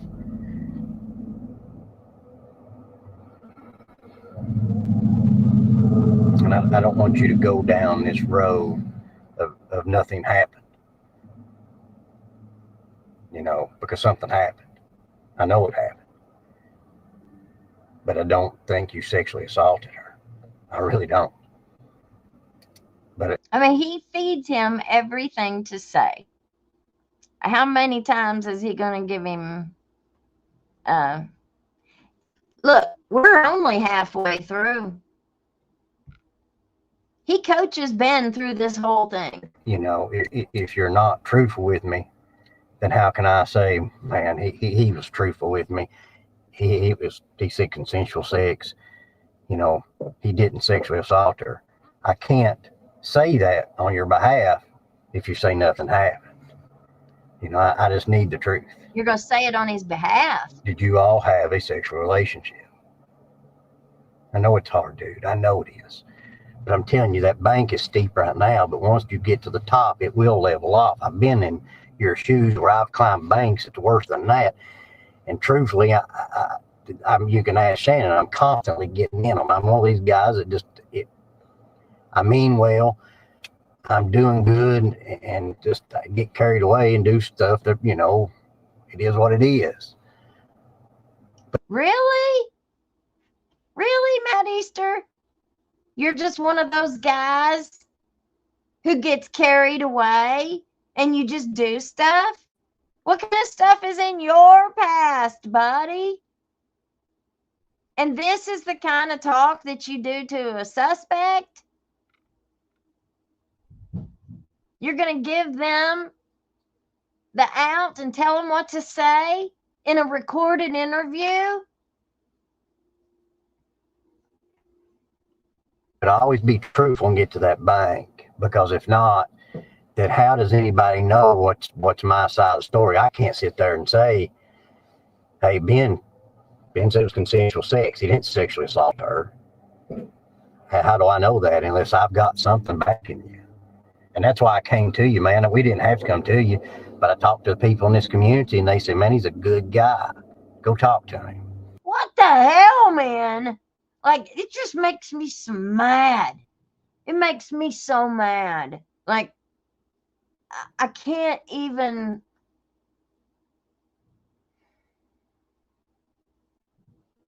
I can't understand how our Attorney General thinks this is okay. I can't see how Andy Bashir thinks that this is okay. And if they think this is okay, then we're in trouble, y'all. We are in big trouble, and we have to get them out of there. We have to, or we're all in danger. And, you know, when I called you just a minute ago, you said you'll meet, that showed me that you really wanted to do good and get past this. And that's why I'm here.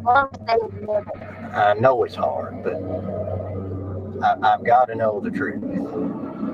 And you know, like I said, I'm just us talking. So, you know, was there a sexual relationship? Was it consensual?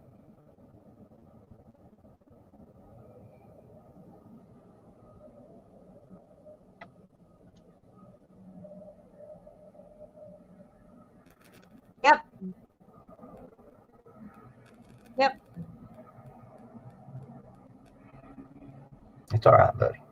It really is. This isn't end of the world. I promise you this. No. This is probably a problem to you, you know, but I can tell you, if, you know, every problem, every wave has a peak, and then there's a backside, and then it levels back off. Every time. I've been doing this for over 20 years. How many waves do you think I've rode? I'm a bigger fool than you are. That's The only not difference is, no, no. Trust me, man. Would I tell you that if I'm not? I am. The only difference is I've learned and had some good people that's always helped me saying, man, you got to own it, dude. You did. Oh, yeah. Or no, maybe you had some good people that kept you from losing your job. You scratch my back, I'll scratch yours. What'd you have to do to keep that job, Matt Easter? Did you have to agree to make sure to pay it forward? Pay it forward. As long as they let you keep your job, then it's your duty to make sure Ben keeps his. Well, Ben didn't keep his, but he got away with 6 months in jail. His wife got a promotion, and he at least got to stay on her medical benefits.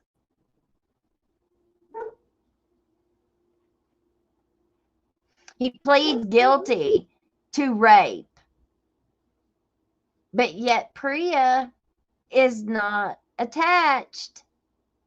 I think that's very interesting that Mitch Whitaker, our representative, who's an attorney who I just saw in court the other day. He's a big lawyer. He could absolutely change that. Well, I mean, he could fight to change that. I mean, he could at least start the conversation about changing and trying to add house arrest and rehab to the Priya laws. I heard that the DOJ denied it. It was supposedly, somebody told me it was presented to the DOJ to add those things, and they denied it. Why would they deny that? What is your reasoning for not wanting to add that to the Priya laws? What benefit does it give to anybody but the guards? That only protects them, because it sure as hell doesn't protect the inmate.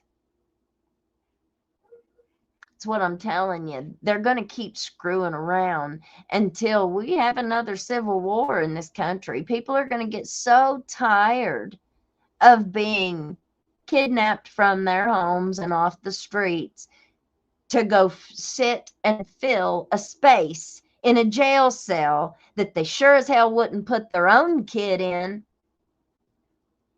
You'll never see Matt Butler's kids in jail in Letcher County. You'll never see any of the rest of them's kids in jail in Letcher County. You'll not see their spouses. You'll not see their mommies or daddies. They'll make sure they don't, even if they had to pay $100,000 bond, honey. They would make sure that the lawyer turns them in, pays their bond, and they're released immediately. But the rest of these people out here, me, you, your kids, your parents, brothers, sisters, family members. Now, we can go sit in that jail until we rot. And they'll never think twice about it.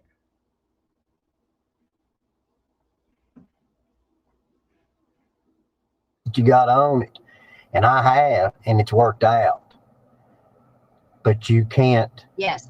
You can't just not tell the truth. It won't work when there's two sides to a story. Like I said, dude, you've got a sexual assault side. Did some girl get raped? Did some girl get thrown around? Or was this consensual sex? Which one is it? It's not a question of whether you did or you didn't. I know what happened. Wouldn't be here if it didn't. The question is, was it a sexual assault that I can't understand? Or he says, I know what happened. I know what happened. And I'm trying to tell you what to say. Do you see how long? Look, we're just over halfway.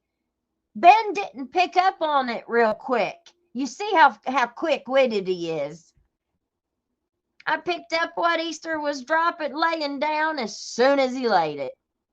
It takes Ben about, an hour to pick up on it? And Easter, instead of Easter giving up, though, he just keeps on and on and on until he finally, he has to spell it out for him. How does this even pass? How does this interview even pass any kind of ethical standards? was it consensual sex? Dude, you wouldn't be here if I didn't think it was one. But I can't tell you to tell the truth without you doing it. I can't tell you to say. You can't. But I may not have the answer. When the evidence is presented,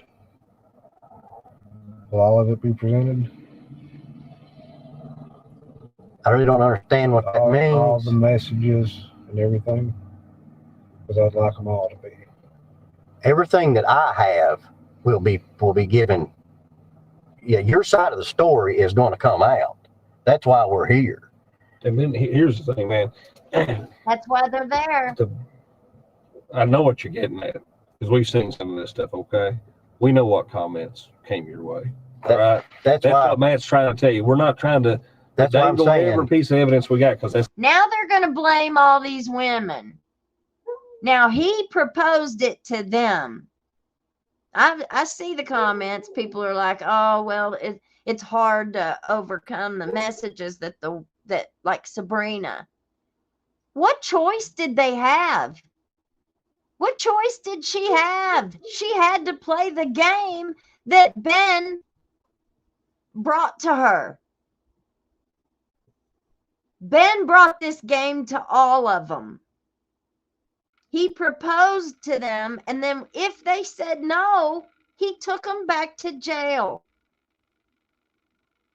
So they played the game that they had to play to stay out of jail. I mean, yeah, they could have said no, and went back to jail. Well, Jennifer Hill did that. She did that. How many times do you want her to do that? And would that make you feel better? Because that she goes down there and lays in that concrete jungle for months? You try to go down there and lay on that concrete all day long and not being able to go nowhere. You sit in the same place, surrounded by women that just won't shut up.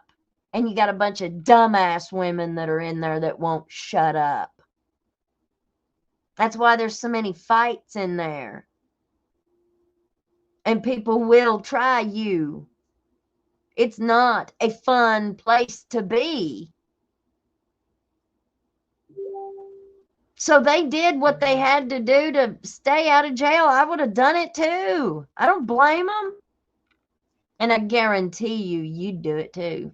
All you out there that say, not me, not me, I wouldn't do it. There's a few of you out there that might actually be able to get through that. But you try staying 6 months down there in that jail when all you'd have to do is just break over and give him 5 minutes. I've been there. Not in that exact scenario, but I've been there. I gave up the 5 minutes because I was desperate. I ain't no better than nobody else. I was put in between a rock and a hard place, and I did what I thought I had to do at the time. And then you try living with yourself after you've had to make that decision. It's not a very easy thing to do. The guilt and the shame it did me, it ate me alive. And it only makes your substance abuse then worse, because then you have to keep numbing yourself to not be able to feel that shame and that guilt, that you weren't strong enough to withstand and resist somebody like that. They ain't proud of it. They ain't none of them women proud of it. And I guarantee you everyone felt like victims. They sure didn't feel like that was a consensual relationship. Every one of them said there was no relationship. Jennifer cried her eyes out because she almost lost her husband. She almost lost her family. She was devastated by what he made her do. Just because she was an addict don't mean she deserved it. It doesn't mean she was promiscuous. It doesn't mean she wanted him.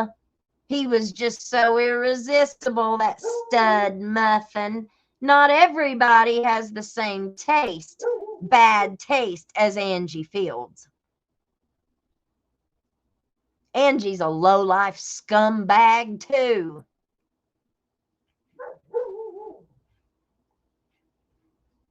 It's not the right way to do this. That's why I'm saying consensual, or is this something else? You know, we've seen things. We understand what you're getting at, okay? I know what's going through your mind right now. There's a difference. What led up to this? How did it get started? There you go. We know those answers. I've read your message. We're trying to get wrong by cutting her loose, deactivating her bracelet. Okay. To me, I feel like that's a crime. Nope. And I should be held for that. Okay, well, what if that's not a crime? What other things about your all's relationship do you think weren't right? Oh, there was nothing right. Okay. That's what I'm saying.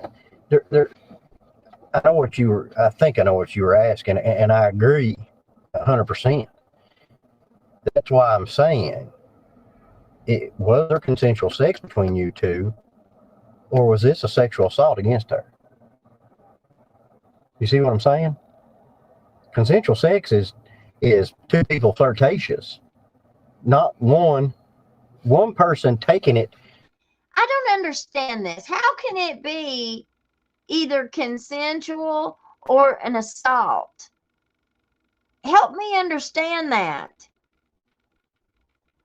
Consensual or an assault.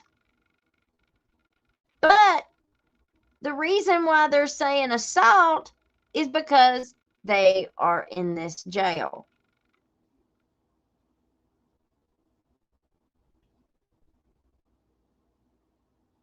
I feel like there's something missing there. We already know that it can't be consensual because he's in a position of authority over them. I don't understand. Maybe it might not be PREA. It might not rise to the level of federal PREA laws for whatever reason, and I think that's bullshit, and I think they need to fix that immediately.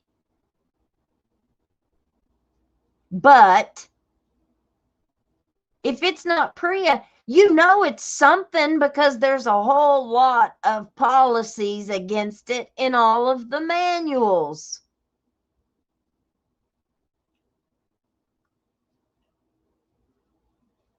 Was there no policy manual for house arrest?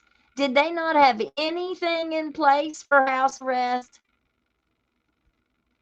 I forget.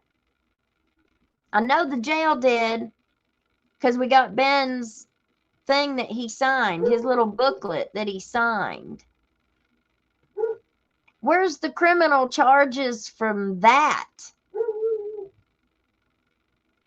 And the investigation into the jail and how the jail is being used to funnel and supply and demand. This is sex trafficking. It's human trafficking. It's an organized crime network. And I'm going to keep saying it till I'm blue in the face, and I still ain't going to stop. From a person that's a sexual assault. Two people flirting back is consensual sex. But I can't have a consensual sex or anything without your cooperation telling me your side of the story. That's the key. Once. We actually had intercourse once. Do you remember where that was at? It was in the bathroom at the courthouse.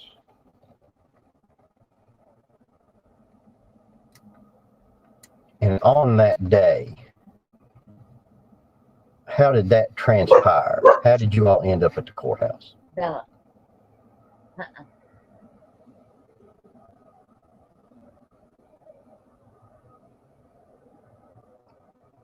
Trying to think.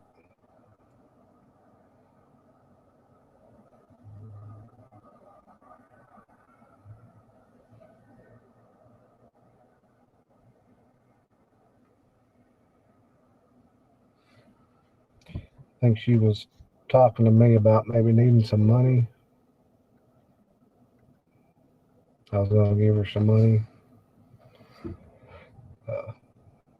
Told her just to come on up there. She came up there. We met. I gave her some money. Just one thing led to another. What was the money for? Drugs.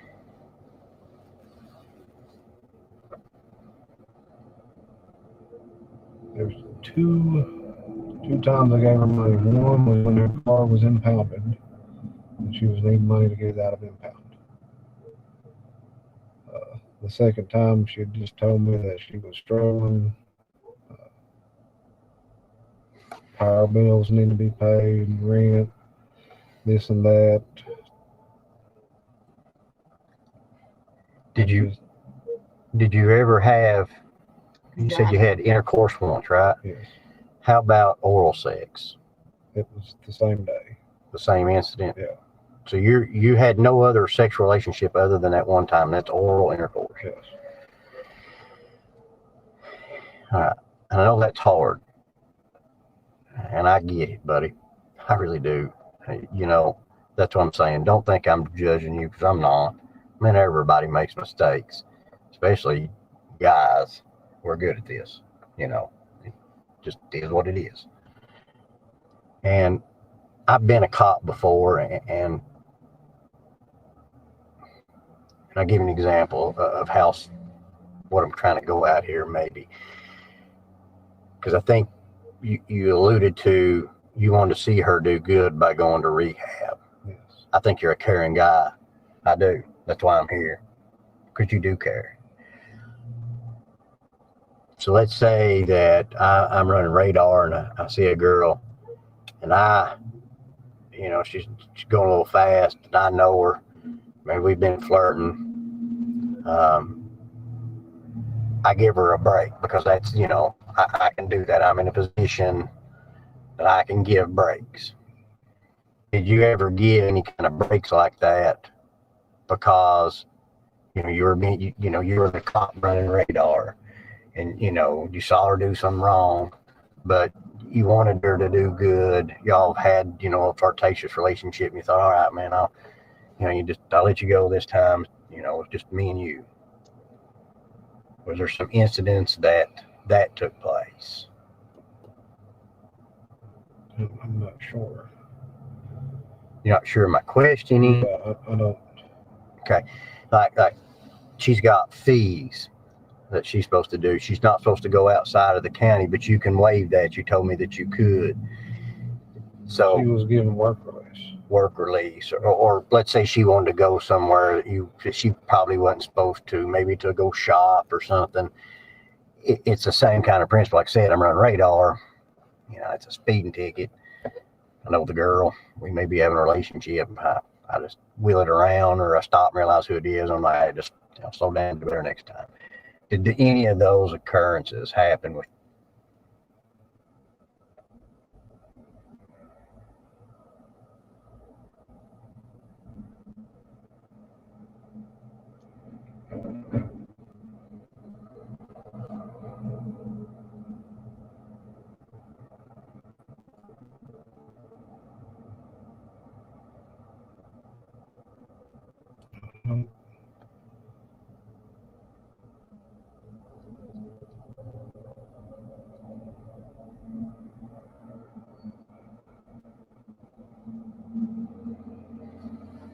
Not in Kentucky, it ain't. Not that I'm aware of. I don't under. Things could be waiving of fees. It could be ankle bracelet taken off. Well, yeah. I mean, I deactivated her bracelet. Why did you deactivate her bracelet? Because she was wanting to go to rehab and couldn't have no way of paying for it. Did you tell Patty that? I did not. I just told Patty she was deactivated. Was that prior to having sexual relationships with her? Yep. Were you flirtatious at that point already? Like I said, I don't think so.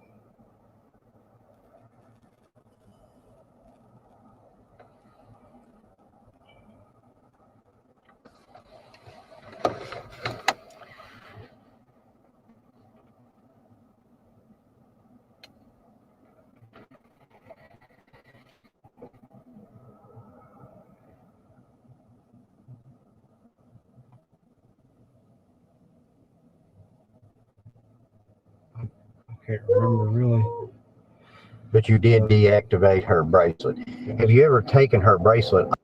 I guess he was charged with the R word. He was charged with like 3rd-degree rape. But in the state of Kentucky, I don't know if it's different than any other states, but they've got special laws on the books in the state of Kentucky that protects people like Ben and others like him. So I know you found that one there, Miss Tiffany, but Google the law that protects them. I remember seeing it and reading it. They've all said, and this is the courts now. This is Ned Pillersdorf, the courts, the prosecutors, attorney. They've all said that the PREA does not apply for house arrest, because I guess they see that as not in custody. I don't know, but I don't know how it ain't. But I think house arrest and rehab are not listed in that category. And I forget what the law says that protects them, but it makes it like lenient for them. If they're a guard and they get caught having some kind of a relationship, it protects them, but I'm not sure what that is. So Google that and see if you can find it.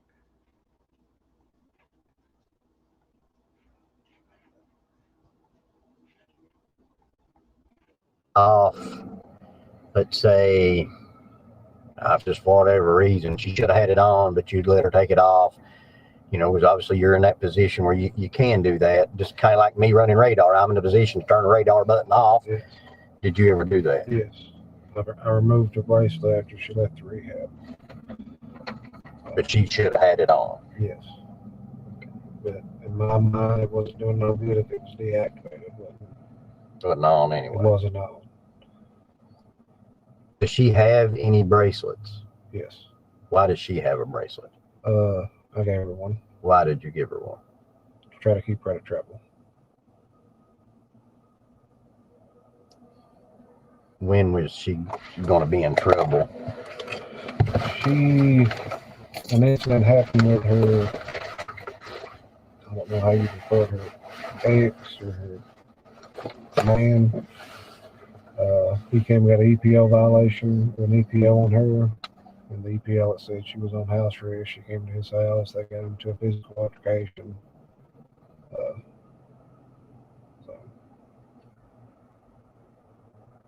So her and boyfriend got into it. Yeah. You thought she was going to get in trouble. Or she thought she was going to get in trouble. So did you she contacted you and Yes. you gave her a bracelet. Did you turn that one on or? Yeah. Okay. Well, Ned didn't say it, Miss Vonda or Dr. Vonda, but he did. They're the ones that filed the civil lawsuit. If it had been Priya, eligible for Priya, then they would have put that in the lawsuit, but they didn't. And talking to Sabrina, myself, they told her that it's not Priya eligible. And I think Tiffany just had it on there. They don't see it as Priya because it didn't happen in a state facility, I think is the answer that she found for why it's not eligible for the Priya laws. It's crazy. It should be, but it ain't. Do you know how many times you took on and off her bracelet? I took it off once and gave her one to put back on. Okay, the one to put back on, what was that for? That was for trying to keep her out of trouble. When her boyfriend found out? Did you ever have to put one on before she came to court or any kind of things like that? I don't remember doing that. Yep. He could keep her on a leash. And I gave her one back. All of them. Look at how the drug court, is keeping all these women on a leash. Not just the women, the men too. Which I understand. Drug court is supposed to put them on somewhat of a leash, but not a sex leash. No. These people who have been caught together, we've even heard that they have played sex tapes of people in drug court. In front of other drug court participants.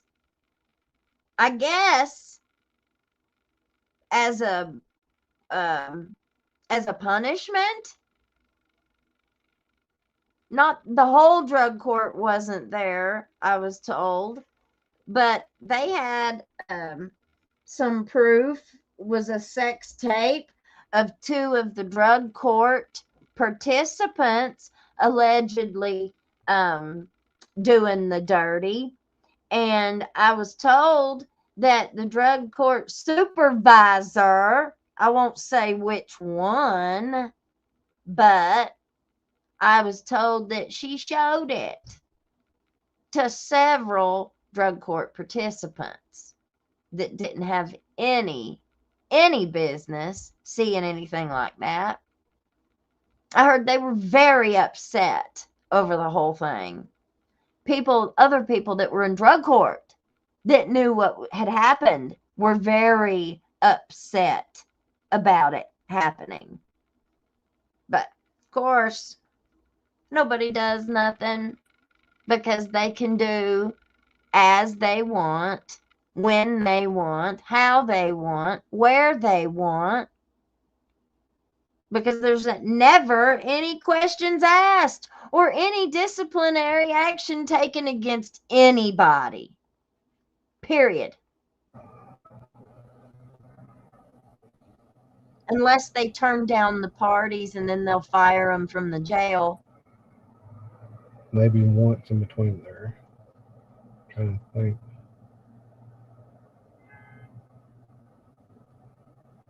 Yes. Once in between. And obviously, I'm asking questions that I know or I wouldn't be asking it. But I'm looking for your truthfulness. And I appreciate that a lot. Your communication, how did you communicate? Phone calls, text messages.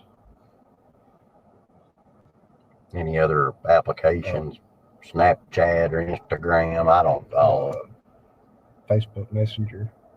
Do you ever use Instagram or Snapchat? Just Facebook or text or call?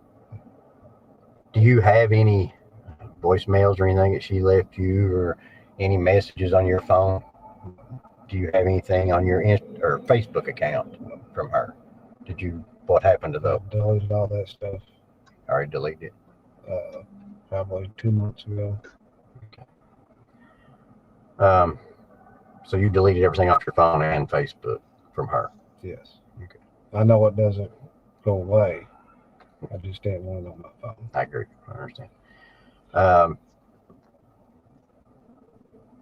Did you ever be in that, obviously there's a lot of women get arrested and get on house arrest.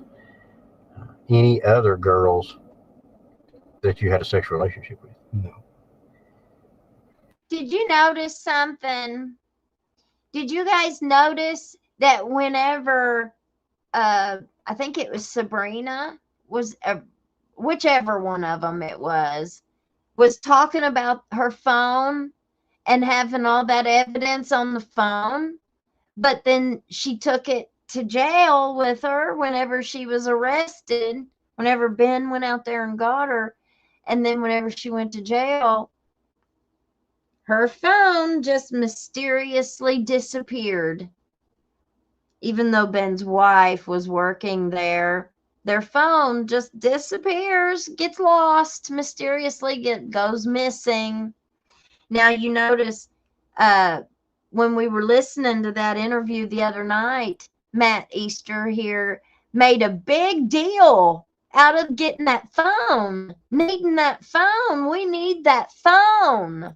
You try and find that phone. But what did we just hear Ben say? Ben said, I know I deleted the messages.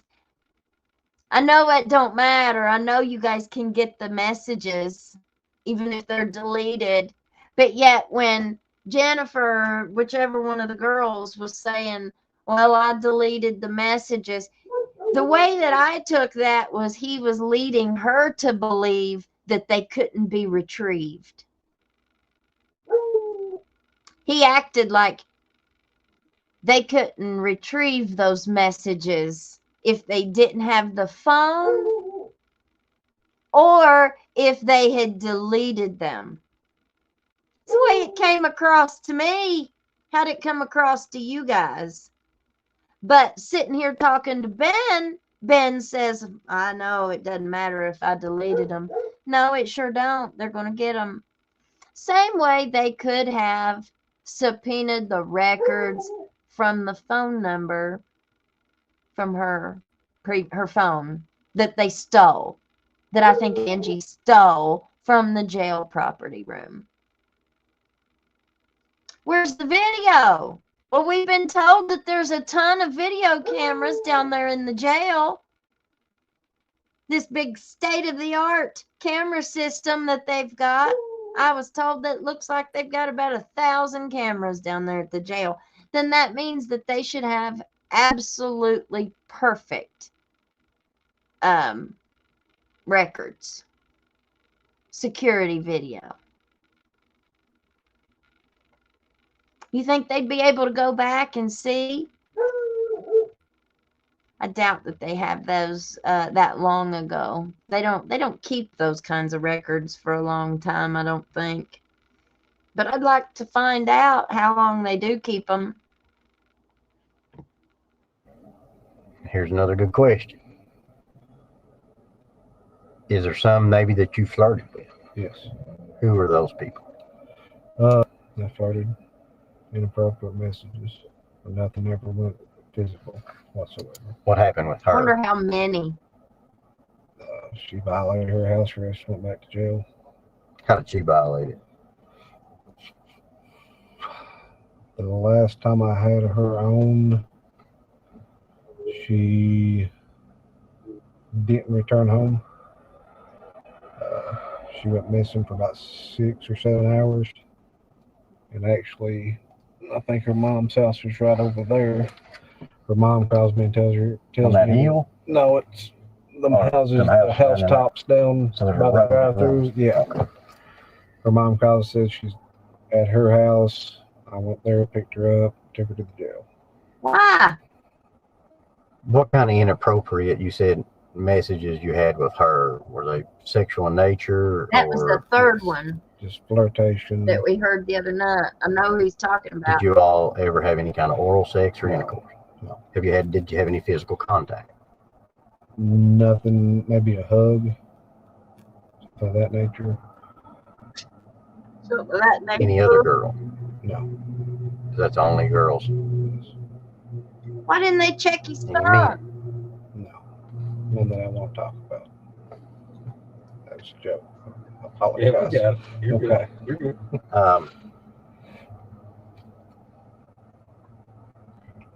Back on the escape warrant that you got on her, explain that to me.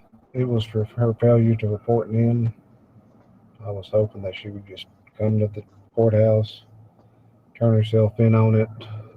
I was just going to say, she didn't report in. She is now, and try to get her back out on house arrest. That was after the sexual intercourse. Yes. So you went and got the warrant. Is that because you lost contact with her and you were wanting to get contact back with her? The EPO. Because, the EPO stated she was on house arrest. The judge wanted to know if she did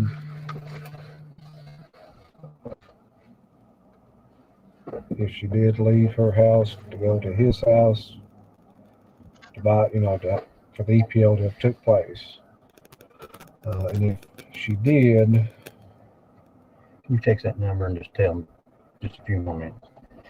and if she did, he was wanting her arrested for the escape. So the judge found out about the EPO. Yes. And so she was supposed to be at house arrest because he was asking why is she got an EPO on her when she should be at home. Yes.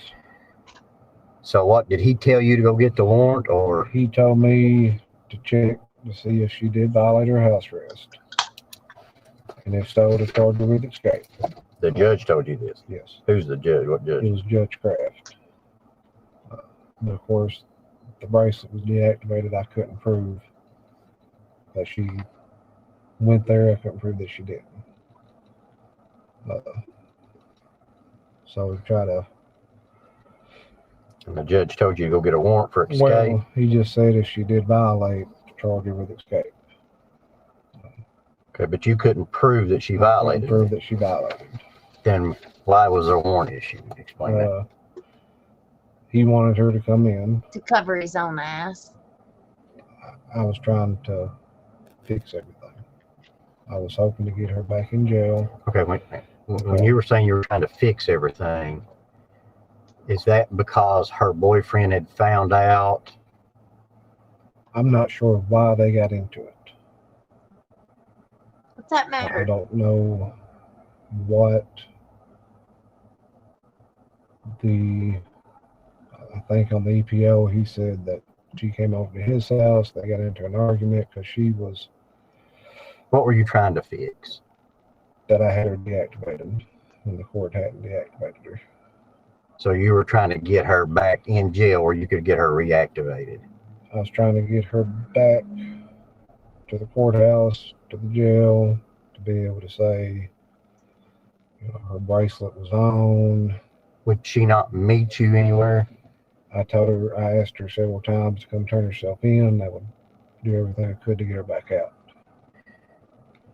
She told me one. But when this process started and you were trying to fix this, could you have not called her and said, hey, I've got to put a bracelet back on, you meet me?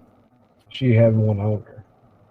Couldn't you just say, meet me, let me activate that bracelet, man, I've got to? No, because the judge wanted to talk to her. Instead of getting a warrant? I don't understand that.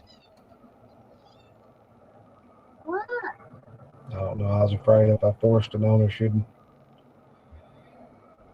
So you were, what do you mean by that? It's She'd like, say what happened. That don't make sense. say what happened? Yeah. To talk about your sexual relationship? Yes. She tell on me. So you didn't go to her and say, meet me here so I can turn that bracelet on because the judge is wanting to know or something. No. I told her if she came and turned herself in and that her bracelet was on. No. He wanted to destroy her credibility. So if she did tell on him, he could say it's because she's mad at me.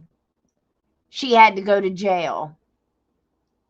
He was covering his butt by destroying her credibility. She's a jailbird. She's a druggie. She's a drug addict. Look at how Kenny Anderson, honey, I've been sober 15 years. And that fool still puts stuff out and wants to call me a drug addict. Muff diver, saying that my mommy, that some boy OD'd with my mommy. Are you stupid? Yes, buddy, you are. You're very stupid. I mean, these people are, I can't believe that they even were sworn in for anything. Judge Kraft actually swore in Muff Diver and his wife? Are you kidding me? These people who frame a speak your piece little comment where people were offended by his Muff Diver truck. So he frames it and F this and F that and F this and F that. I mean, yeah, he gives the jail such a great look. He gives the circuit court such a great look. Like we have a lot of confidence in our court system because of people that you guys are hiring. That's your personnel. That's who you have over top of people, like in authority positions. And you think that makes you look good? No, it don't. It really does not.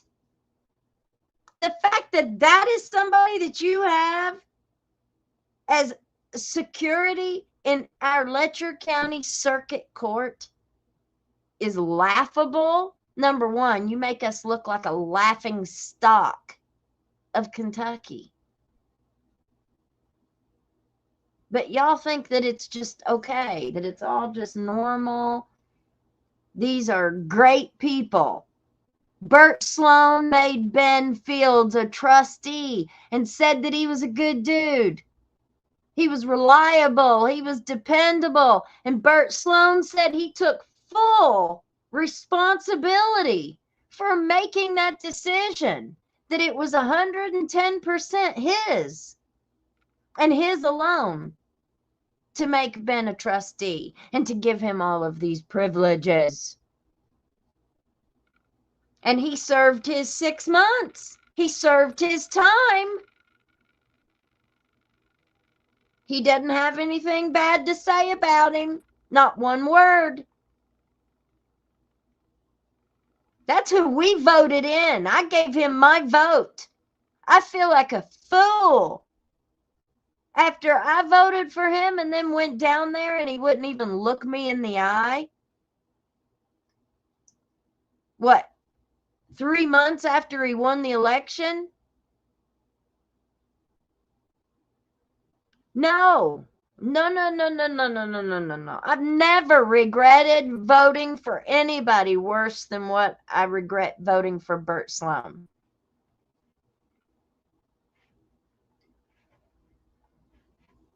That show that she, had her bracelet on. She hadn't escaped. But at that point, like, that's what, and I guess that's where I'm not understanding. You're saying she you told her to turn herself in. Did she have a warrant on her at that time? Yes. What for? The failure to report. Which is that the escape that you went and got to the county attorney? Okay. Prior to that, did you ever call and say, hey, the judge is asking about this, your EPO, I needed to get that bracelet turned on? No, it all kind of happened in the same way. Why didn't you do that versus go get a warrant? Well, I don't know.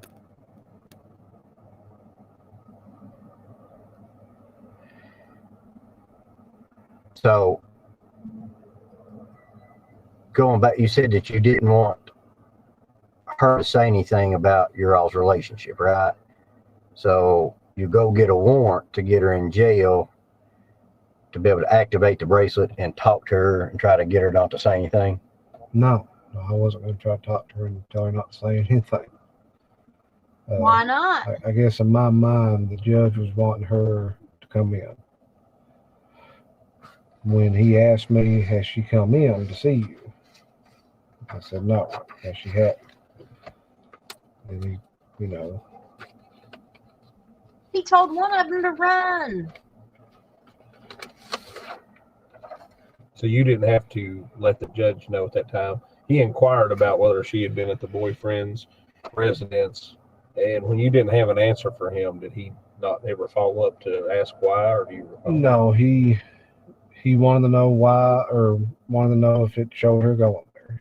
Okay. And I told him that it didn't show anything. I mean, you might as well listen. You might as well say they were running their own bail bonds business or scheme. They were running their own bail bond system. The judge gives them drug court, the judge gives them house arrest. And so Ben then works as the bounty hunter. He, puts that bracelet on their ankle. So he brands them and then sends them out to their house, wherever, and he has full access to that. Patty even has that bracelet down on a map. Like, they know where they're at all times, supposedly. And then whichever ones he decides he wants to sleep with and get a little BJ from, he just does what he wants to do. And if the judge has ordered people to house arrest, that they're allowed to get out on house arrest, Ben took it upon himself. Whoever he wanted to let out, he let out. And whoever he didn't want to give house arrest, he just wouldn't go interview them. You know how many people Judge Mullins had given house arrest for? But Ben just decided he didn't like that person. And he didn't want them to have house arrest. So he just never got around to going and interviewing him about it. So even though the judge gave him house arrest, they sat down there in that jail and never did get out on house arrest because Ben didn't want to honor that order, that court order. He didn't want to do what the judge told him to do. Maybe he thought the judge didn't know what he was talking about. He thought better than the judge. But nobody's ever brought him up on any of these kinds of charges. Nobody's ever said a word. We're just going to give his wife a promotion. And nobody, to this day, nobody has said one word about Ben Fields. Nobody has even addressed what happened at all. Nobody, not the first person, has come out and condemned what Ben Fields did. You know why? Because if they do, then they're going to have to go back to work the next day and they're going to have to say hi to Miss Angie. I bet they probably don't want to deal with the wrath of Angie. I hear she's a real bitch.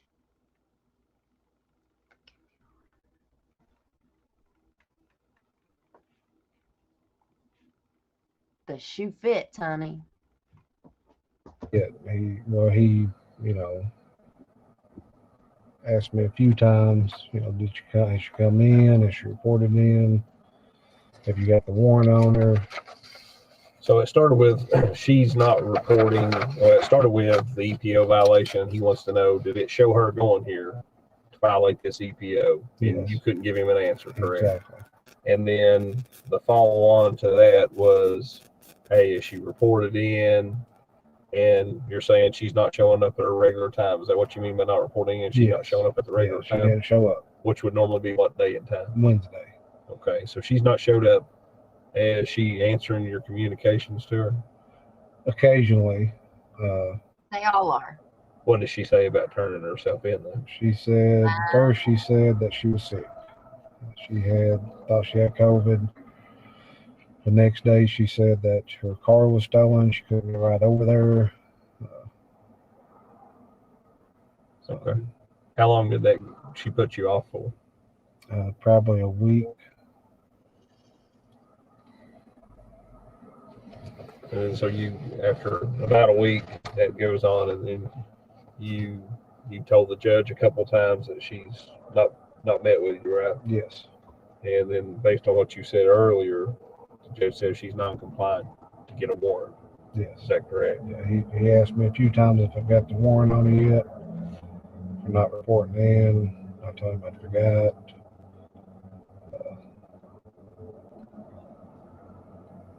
So eventually you go ahead and get that warrant because judge is asking questions, you're not giving him answers, and you need to make some sort of action because you're going to make yourself look bad. Is that what you're concerned, or? Multiple concerns. Okay. What were those concerns that you remember? I was mainly just wanting her to come in so I could tell the judge her bracelet is on. Right. It's not been tampered with. I'm going to switch her out with a new bracelet with hopes that she'd just go right back home. Okay. Could you have not activated the one that you gave her? Not without her coming in. Okay.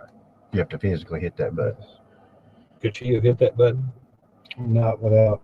You have to have a tool or something? I'd have to, like a new hookup. I'd have to get all the information put in the Patty and. Okay.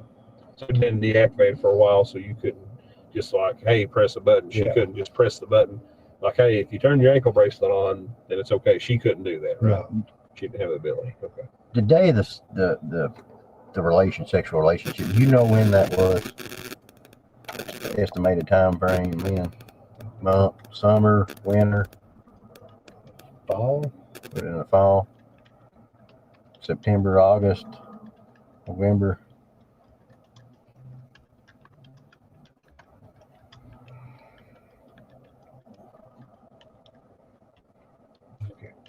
Did you tell her November. to come to the courthouse that night and meet you, or did she say, I'm coming to the courthouse and meeting you? can't remember. She No. several times wanted to meet me somewheres, and I'd blow her off, you know. Tell her, I guarantee you, Sabrina did not.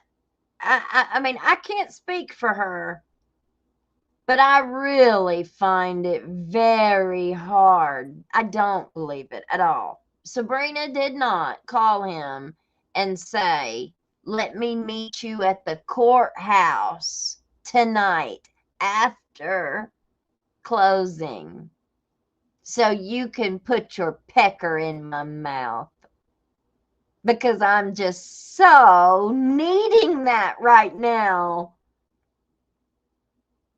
No, I don't think that she did that. You scumbag, Easter. I had to work, or I was busy. Do you have keys, or was the courthouse open, or I got keys. you got keys? So you don't remember who called that night and said, meet me? Was that a time she's supposed to check in with you on her normal? Was it Wednesday, Thursday, Friday?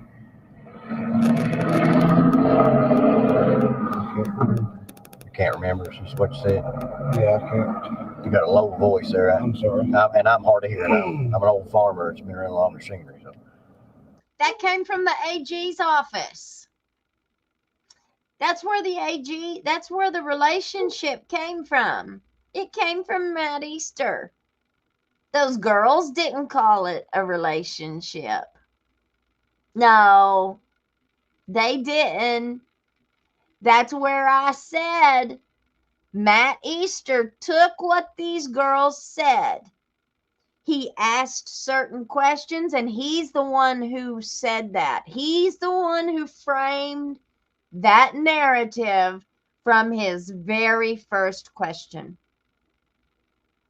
So let me ask you about this relationship you had with Ben Fields. Let me ask you about the sexual relationship that you had with Ben Fields. He's the one that asked those questions. That's why I say this is intentional, and this should be criminal. Because that's not how you do. That's not what you ask somebody. The investigator it is not his place, and it is not his job to frame the entire investigation and every single interview that he does. He tainted every bit of it. He tainted it all. And he framed the narrative from the beginning. From the very beginning. I used to want to teach this stuff. Like, that's what I wanted to do whenever I was trying to get in down there with, like, at the police department. I tried to get on with Mickey at the sheriff's department. I had several letters of recommendation from big people sent to him that he just ignored. But in my mind back then, I wanted to teach people. I wanted to teach law enforcement. I wanted to straighten this all up some. No, it didn't work. Like, I wanted to be like human resources, where I did the hiring. I wanted to hire people, because I felt like I had a good understanding of what competence is. Remember, I got the highest ever recorded score on the NOCD exam. That is mandatory. It's a mandatory exam that you have to take. Anybody that is graduating from an accredited, which is very important, an accredited community college, because for that it was an associate's degree.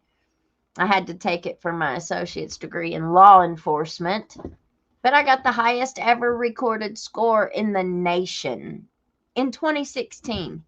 And the NOCD exam, NOCTI, I don't even remember what all it stands for, but it's an acronym.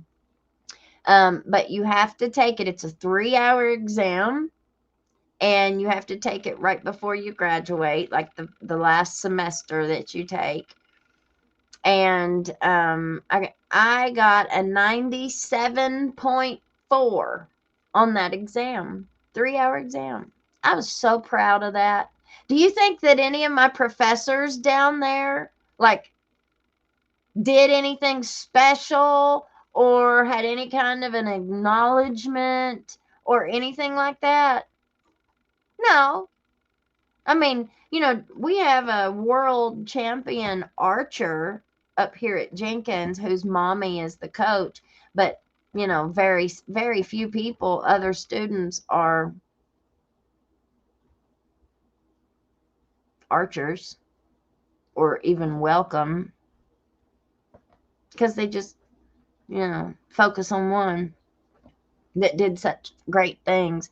Well, nobody's ever acknowledged any of the stuff that I did, except for God. And I just had to get over that. But that was a really hard pill to swallow. Nobody ever acknowledged that. I thought that was such a big thing. And I thought that I would be able to use that as, I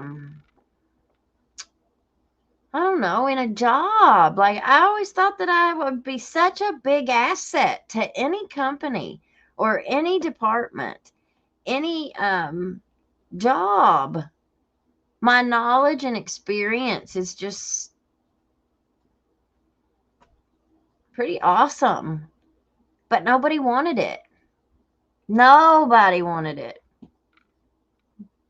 Nobody cared that I got that high of a score on that test.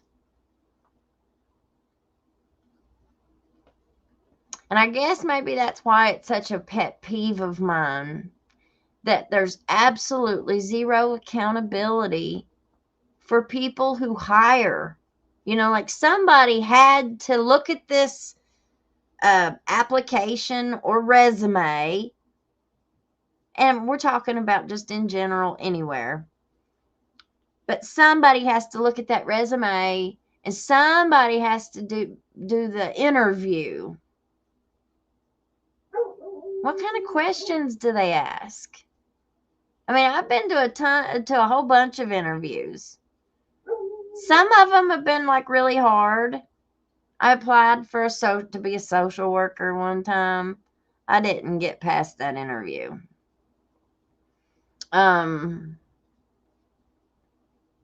There've been many that I did do pretty well, and I got the job. But I think I'm pretty competent. I think I've got a pretty good level of competence. But now, if I was hired for something that I'm not trained in, that would be the fault of whoever hired me, right? If I don't have the experience, if I don't have the qualifications, if I don't have any knowledge about, if I go apply to be a baker, or if I go apply to be a dog groomer, a hairdresser, I'm not going to get it. I'm not going to do good. They're going to fire me. Should see some of the haircuts I've given my poor Alan. I'm not a hairdresser. I don't know how to cut hair. My child looked like he was a cancer patient. It was so bad. But I wouldn't last. If you hire me to go in there and cut people's hair, and I'm cutting people's hair like I do,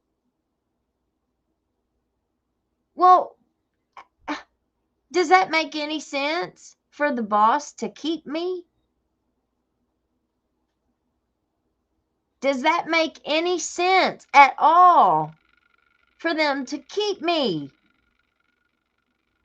And even if they try and train me on the job for something, if it's something that I need to be going to school for, heating and cooling, do they just people that are the heating and cooling license or a welder.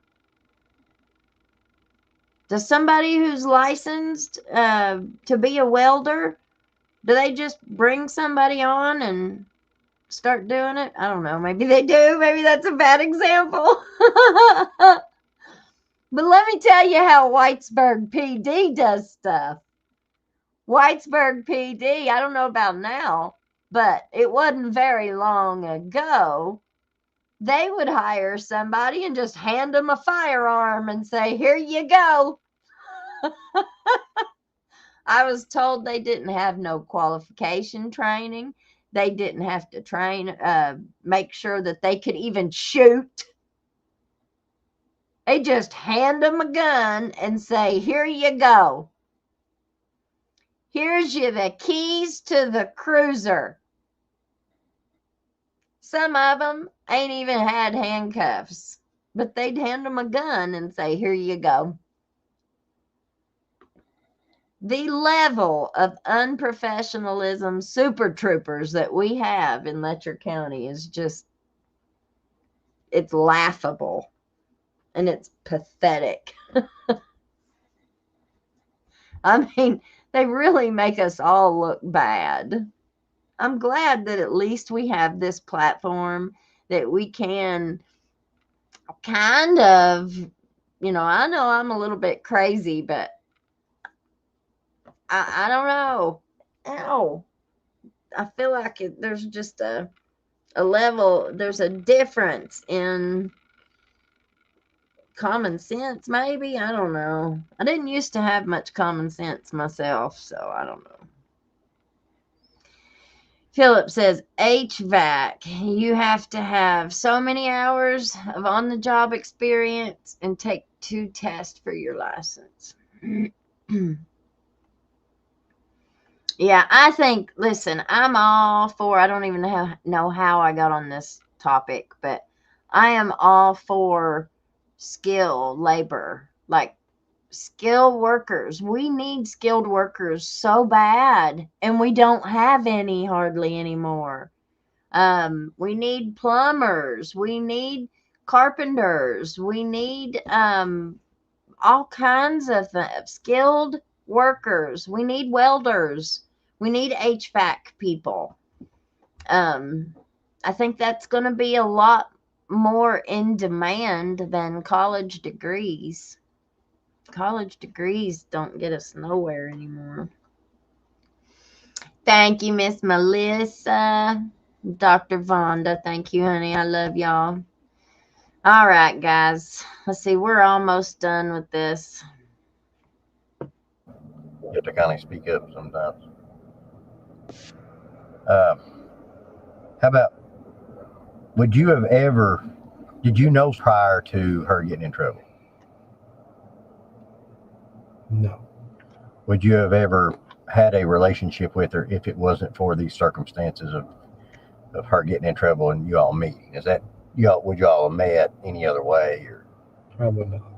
Not that I'd be aware of. how about, do you know her? Yes. I mean, I've known her through the court system for years. Remember, he worked at the jail. If you wouldn't have been in this position to know, do you think you would have had a relationship with her? Do you think that helped you all? I'm confused. I mean, if we'd never met in any way, then probably not, but I guess what I'm saying is,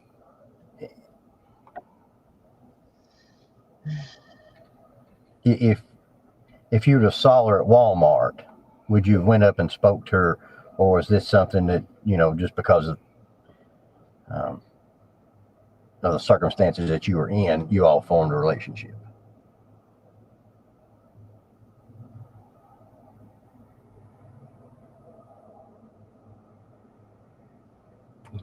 that's a hard question to answer. I I don't go up and talk to a lot of people. Is there any questions you have for me? What kind of charges might come I don't do charges. I'm the lowest guy on the totem pole of many people above me. I don't do stuff like that. All I do is they send me up to these places to get people's side of the story.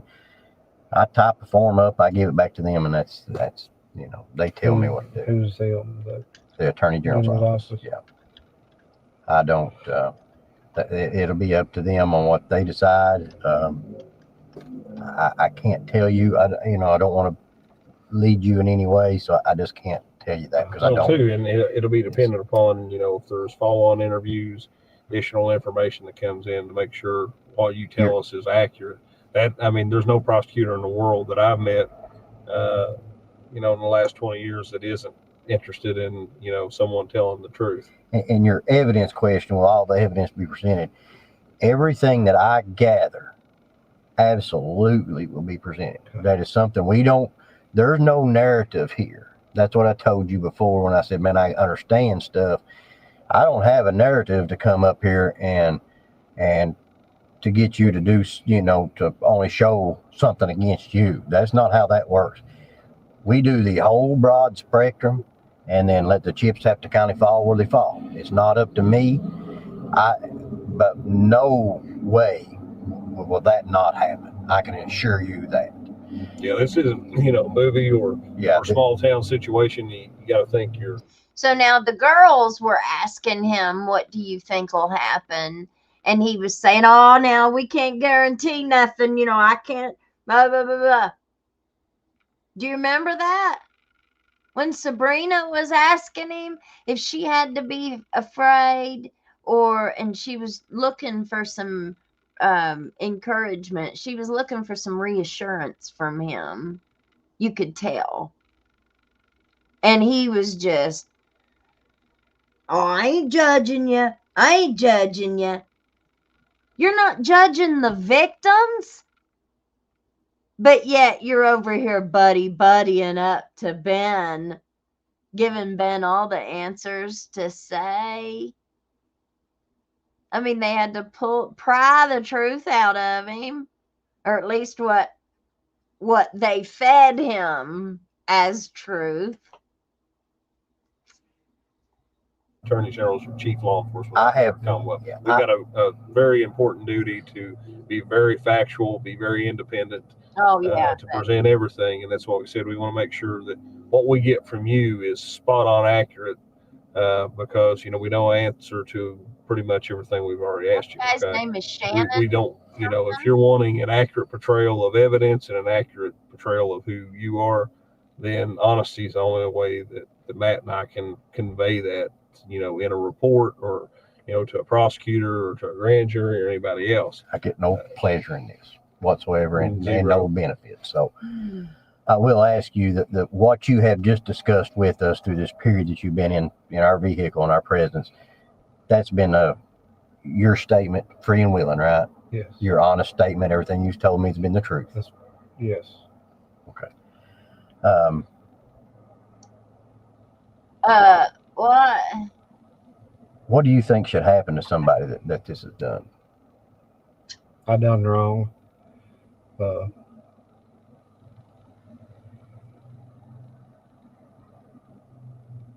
never raped her forcibly, but I done wrong. Do you have any other questions? You've got my phone number. If you do, feel free to call me. I understand you may come up with something tonight. I will say this. I know this is hard on you, and no matter what outcome happens here, I want to assure you something. The good Lord above shows another day. And that's a guarantee. That's not. Why isn't he saying this to these sex assault victims? Why isn't he trying to comfort them? He's comforting the rapist. He's patting the rapist on the back. I can say a lot. I can tell you the trees are green. I can say anything. That's no guarantee in life, but that is a guarantee. That hill that you're climbing, you be truthful and honest. You will peak. and this will level out in your life, and you'll look back years from now, and this will be just a bump in the road. I guarantee you that. And that's, I know that wholeheartedly. He should I have. would like to just say that, Patty had nothing to do with it. It's completely separate from the sheriff's office. That had nothing, it's two different jobs. It'd be like me working in the sheriff's office and me working at McDonald's. The sheriff's office shouldn't be reflected badly upon. Patty shouldn't either. It was all. When you were doing this job, sometimes the ankle monitors in the evening, was it after work? Did you still have your? Patty had a duty. Patty was the owner of the ankle bracelet company. She had a duty. She was the supervisor. She was the one who looked at all the equipment, and he even said people called her 75% of the time. She had a duty to make sure that her employee was not essaying the people, her clients. Now, these people were court ordered onto that stuff, onto house arrest. It's the same way they court ordered to rehab. If they were not court ordered, they would not be on it. They don't have a choice of what company they use. They are forced to use the company that the courthouse uses, or that court uses. So none of these people had, men or women, none of them had any choice in the matter. They had to use who they provided. They didn't have a choice who their supervisor was. They should have made a female supervisor for female inmates and a male supervisor for male inmates. There's no difference in, any other, like drug testing. They send a female in with a female now and a male in with a male. I mean, Letcher County didn't even have enough sense to do that when it first started. Oh, it's dark ages over here. Dark ages, how they think about women, period. It's just a cultural shock. But I think that the tide is starting to turn. So we just keep on keeping on every day. We're going to do another show and another show and another show. And everybody who has information that would like to share it with us, please send us an email, hillbillycrime@gmail.com. I finally, a little piece of good news. I finally got the TikTok shop. Our Hillbilly Crime merch is on the TikTok shop, and it's on, so the shop, you can go shopping for our merch off of the Hillbilly Crime TikTok channel. But I also got, finally, it took me 6 months to get it, but today we got Facebook shop open. So all you have to do is click right on it from Facebook, and you can get any piece of merch that we got. You can order it right from Facebook. So that's super exciting. Make sure you get you a Muff Diver shirt. I got one that says something, hey Butler, hey Butler, something. I can't wait. I'm going to buy me one of them shirts and wear it to court. Now that I finally stepped foot in the courthouse for my divorce last week, it wasn't nearly as scary as what I had it all built up in my head. It wasn't nearly as scary. But I didn't run into Muff Diver down there either. So, who knows what'll happen if I run into him. There's a trial that's getting ready to start taking place. I'm not sure the date. I've got it wrote down in there. But I'm going to go down there and sit in for that trial and see how that goes. I'm very interested in the details of this case. So we've got some exciting things, some new stuff getting ready to kick off. I'm not scared now. I was a little scared to go down there, but I ain't scared now. Got it over with. Thank you, Jesus, for another day being able to come together in your name, Lord. We're so grateful for another day being able to wake up. Every morning that my eyes open, Lord, every morning that I'm able to get up and walk across the room, I can hear the birds chirping and I can see the sunrise. Every day is a blessing, Lord. Every day. I'm so thankful for your presence in my life. I'm thankful for the favor that you've given me, Lord. The turnaround that you've done in my life, Jesus. When I think back to my life 20 years ago and just the contrast to today, I can't thank you enough, Lord. I cannot thank you enough. It's all because of you. You are my everything. You're my doctor, my lawyer, my counselor. You're my everything, Lord.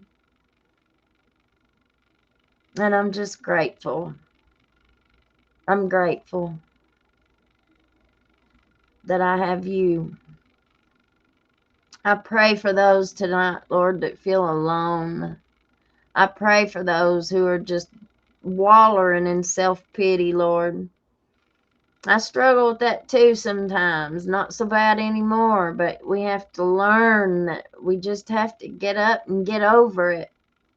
Showing up is 85% of the battle, and all we have to do is just show up and keep our faith and our eyes on you. Because all you have to do is speak the word only, Lord, and we shall be healed. Speak the word only, and we shall be made whole. Hallelujah, Lord. I love you, Jesus, and I pray that you forgive me for my sins every single day. I say things that I shouldn't say, and I just pray that you put a watch over my mouth, Lord, and help me to keep control of my tongue. But I pray that you give me the words that you want me to speak boldly. I pray for boldness. So many times we're afraid to speak truth to power, and we're afraid to speak. But I pray you give me the boldness and the courage and the strength to stand up and speak truth. Hallelujah, hallelujah. I pray for those tonight that are struggling with any kind of pain, whether it be physical, emotional, mental, but spiritual is the most important of all. Without that, the rest of it doesn't mean nothing. I pray tonight for the lost, for those who have not found the peace and the love that come with Jesus. I plead your precious blood over us all under the sound of my voice, Lord. I pray that you go with us tomorrow and beyond. Whatever we've got that we need your help with, Lord, I just pray that you touch each and every one of us according to that need. You know all about it. And we're coming expecting, Lord. We're going to come expecting because the promises that you give are yea and amen. The promises that you give us, Lord, are eternal. They are eternal. I love you, Jesus. Until we meet again tomorrow, we give you all praise, honor, and glory. In Jesus' name, amen. All right, guys. Well, you all have a good night. Don't let the bed bugs bite. And I'll see you tomorrow. Peace out, Girl Scout. Bye.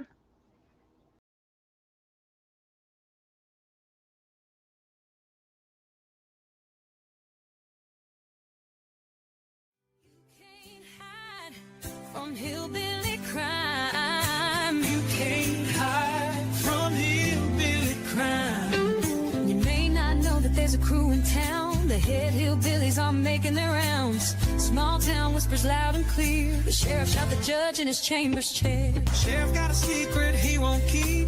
Judge shot dead in his disbelief. A lot of people have some stories to tell. Dark pass away, get the sound of a shotgun shell. All the secrets spill on down. Voices loud in this old town. From the courthouse to the ground. Rumors fly and they can't be bound. Neighbors hide behind their blinds. Whisper tales of troubled minds. Skeletons covering the mountainside. A treacherous reality in the pines. Winter reveals the hidden lies. Moonlight couldn't mask the cries. Shadows caught in sunlit skies. There's no cover, no disguise. All the